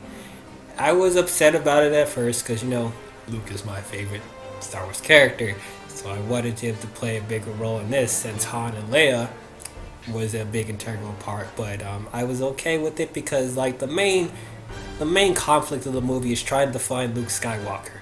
That was the main thing. That's why BB-8 was holding all that information, and yeah, that was the main goal of the film. Other stuff came in between it, but that was the end goal, to find Luke Skywalker before the First Order does, and they did. So I was okay with it. And then I think what their kind of plan was with the sequel trilogy was giving certain legacy characters their time to shine in one movie, and then another legacy character will have to shine in the next movie. It felt like in A New Hope. I'm sorry, The Force Awakens. In The Force Awakens. In The Force Awakens. In the you Force. mean A New Hope? That's what a lot of people will be saying, but that in The Force Awakens it was Han's centric, and then in The Last Jedi it was Luke centric, and then Rise of Skywalker it was planning to be Leia centric, but we'll see how that goes now. But so I see it like that, and I'm actually okay with that. Give certain legacy characters attention in their own movie, and then the next film, the next person will do it. So I kind of like that strategy. So I was okay with it. So all right, well, let's get to grades then. Overall, I still really, really enjoy this movie. I thought it helped rejuvenate my passion to Star Wars. I really liked how Disney and JJ put this in a new direction, but at the same time feeling like it's a worthy worthy addition to the franchise. I thought the new characters were really interesting. I liked Rey. I really liked Finn and Poe, and Kylo Ren was great, and BB-8. Just all the new characters I thought was interesting, and I wanted to see more from them. And even the legacy characters I thought were handled pretty well. Really nice passing of the torch to the new characters. I thought was done really good. The action sequences were really exciting. I liked the way it was, how visually it was, and how how the overall direction of this film was just really good. They did leave a lot of stuff open. Like, this movie was a massive cliffhanger, but it still had a resolution. So it's like it still is a film. It doesn't feel like an incomplete movie. It still resolved its conflict, but it just left a lot of questions open that I hope the next two films would go into more detail about. And then the whole thing about Rey being so powerful and smart in this movie, hoping there will be answers about that. And then in First Order, Supreme Leader Snoke, Anakin's lightsaber, and what Luke was doing this whole time. It's a lot of questions that I have, but made me interested to see more. But yeah, just overall, this was a really good Star Wars film. Like, I'm not with the haters. I'm not. I think this is a good Star Wars movie. I think this was a better made film than the prequels. Even though I do appreciate elements of the prequels, I do think this was a better made film. And then everyone has their own opinions of which Disney Star Wars film is the best. People say Rogue One is their favorite. Some people say Last Jedi is their favorite. And there's even some people that appreciate Solo, like me. But for me, The Force Awakens is my favorite Disney Star Wars film to this day. I think it was just a really good job. And overall, I will give The Force Awakens an A-. Ruby? More Than a New Hope. I'm questioning that. Anyway. Yeah, I enjoy this more than A New Hope. Like, it was just more exciting. It grabbed me more than A New Hope. Even though I like A New Hope. Yeah. Whatever. Overall, this was a nice welcome home to the franchise after chronologically coming off of it for 32 years. You know, some of the characters fit right into the saga just nicely, while others, we just need more time with other important characters. And that's a good thing, because, you know, we don't want to have every character to be fully fleshed out right away, you know, right off the bat in the first film of the trilogy. You know, hopefully J.J. Abrams has learned from this film and doesn't add another Death Star subplot in The Rise of Skywalker. You know, only time will tell. But, you know, overall, I'm going to give The Force Awakens an 86%. Ah, the B+. Around a B+. Around a B+. Okay. Nyuk? Gonna make this short, sweet, to the point. I really don't have a lot to say, but it gets an A. Alright. Cool. Well, that is our overall thoughts on The Force Awakens. What did you guys think about it? Did you guys love it? Did you guys hate it? Did you guys think it was okay? Do you guys think we're just Disney shills? Comment below and let us know. Oh, yeah, that was a big conversation. But just wait until our next podcast. Yes, that probably will pale in comparison to our discussion / debate / rant / fight of the next installment of the sequel trilogy. The next film we will be talking about in the Star Wars saga is Episode 8, The Last Jedi. That's going to be a very interesting podcast for sure. I'm excited. Oh yeah, it's going to be. I just want to get into it right away, but I know I don't really have time for it. Right. Can't wait to get into that. So if you guys enjoyed this podcast, don't forget to leave a like and please comment your thoughts. And if you want to be updated on future videos I'll be doing, don't forget to hit the bell and subscribe. We're on the road to 75 subscribers. If we can hit that goal by the end of the year, that would be amazing. But if not, that's fine too. But if you guys enjoy what I do, please don't forget to subscribe. But anyway, thank you as always for watching. And remember, that's not how the Force works. We'll talk to you guys later. Bye-bye. Alright, later guys.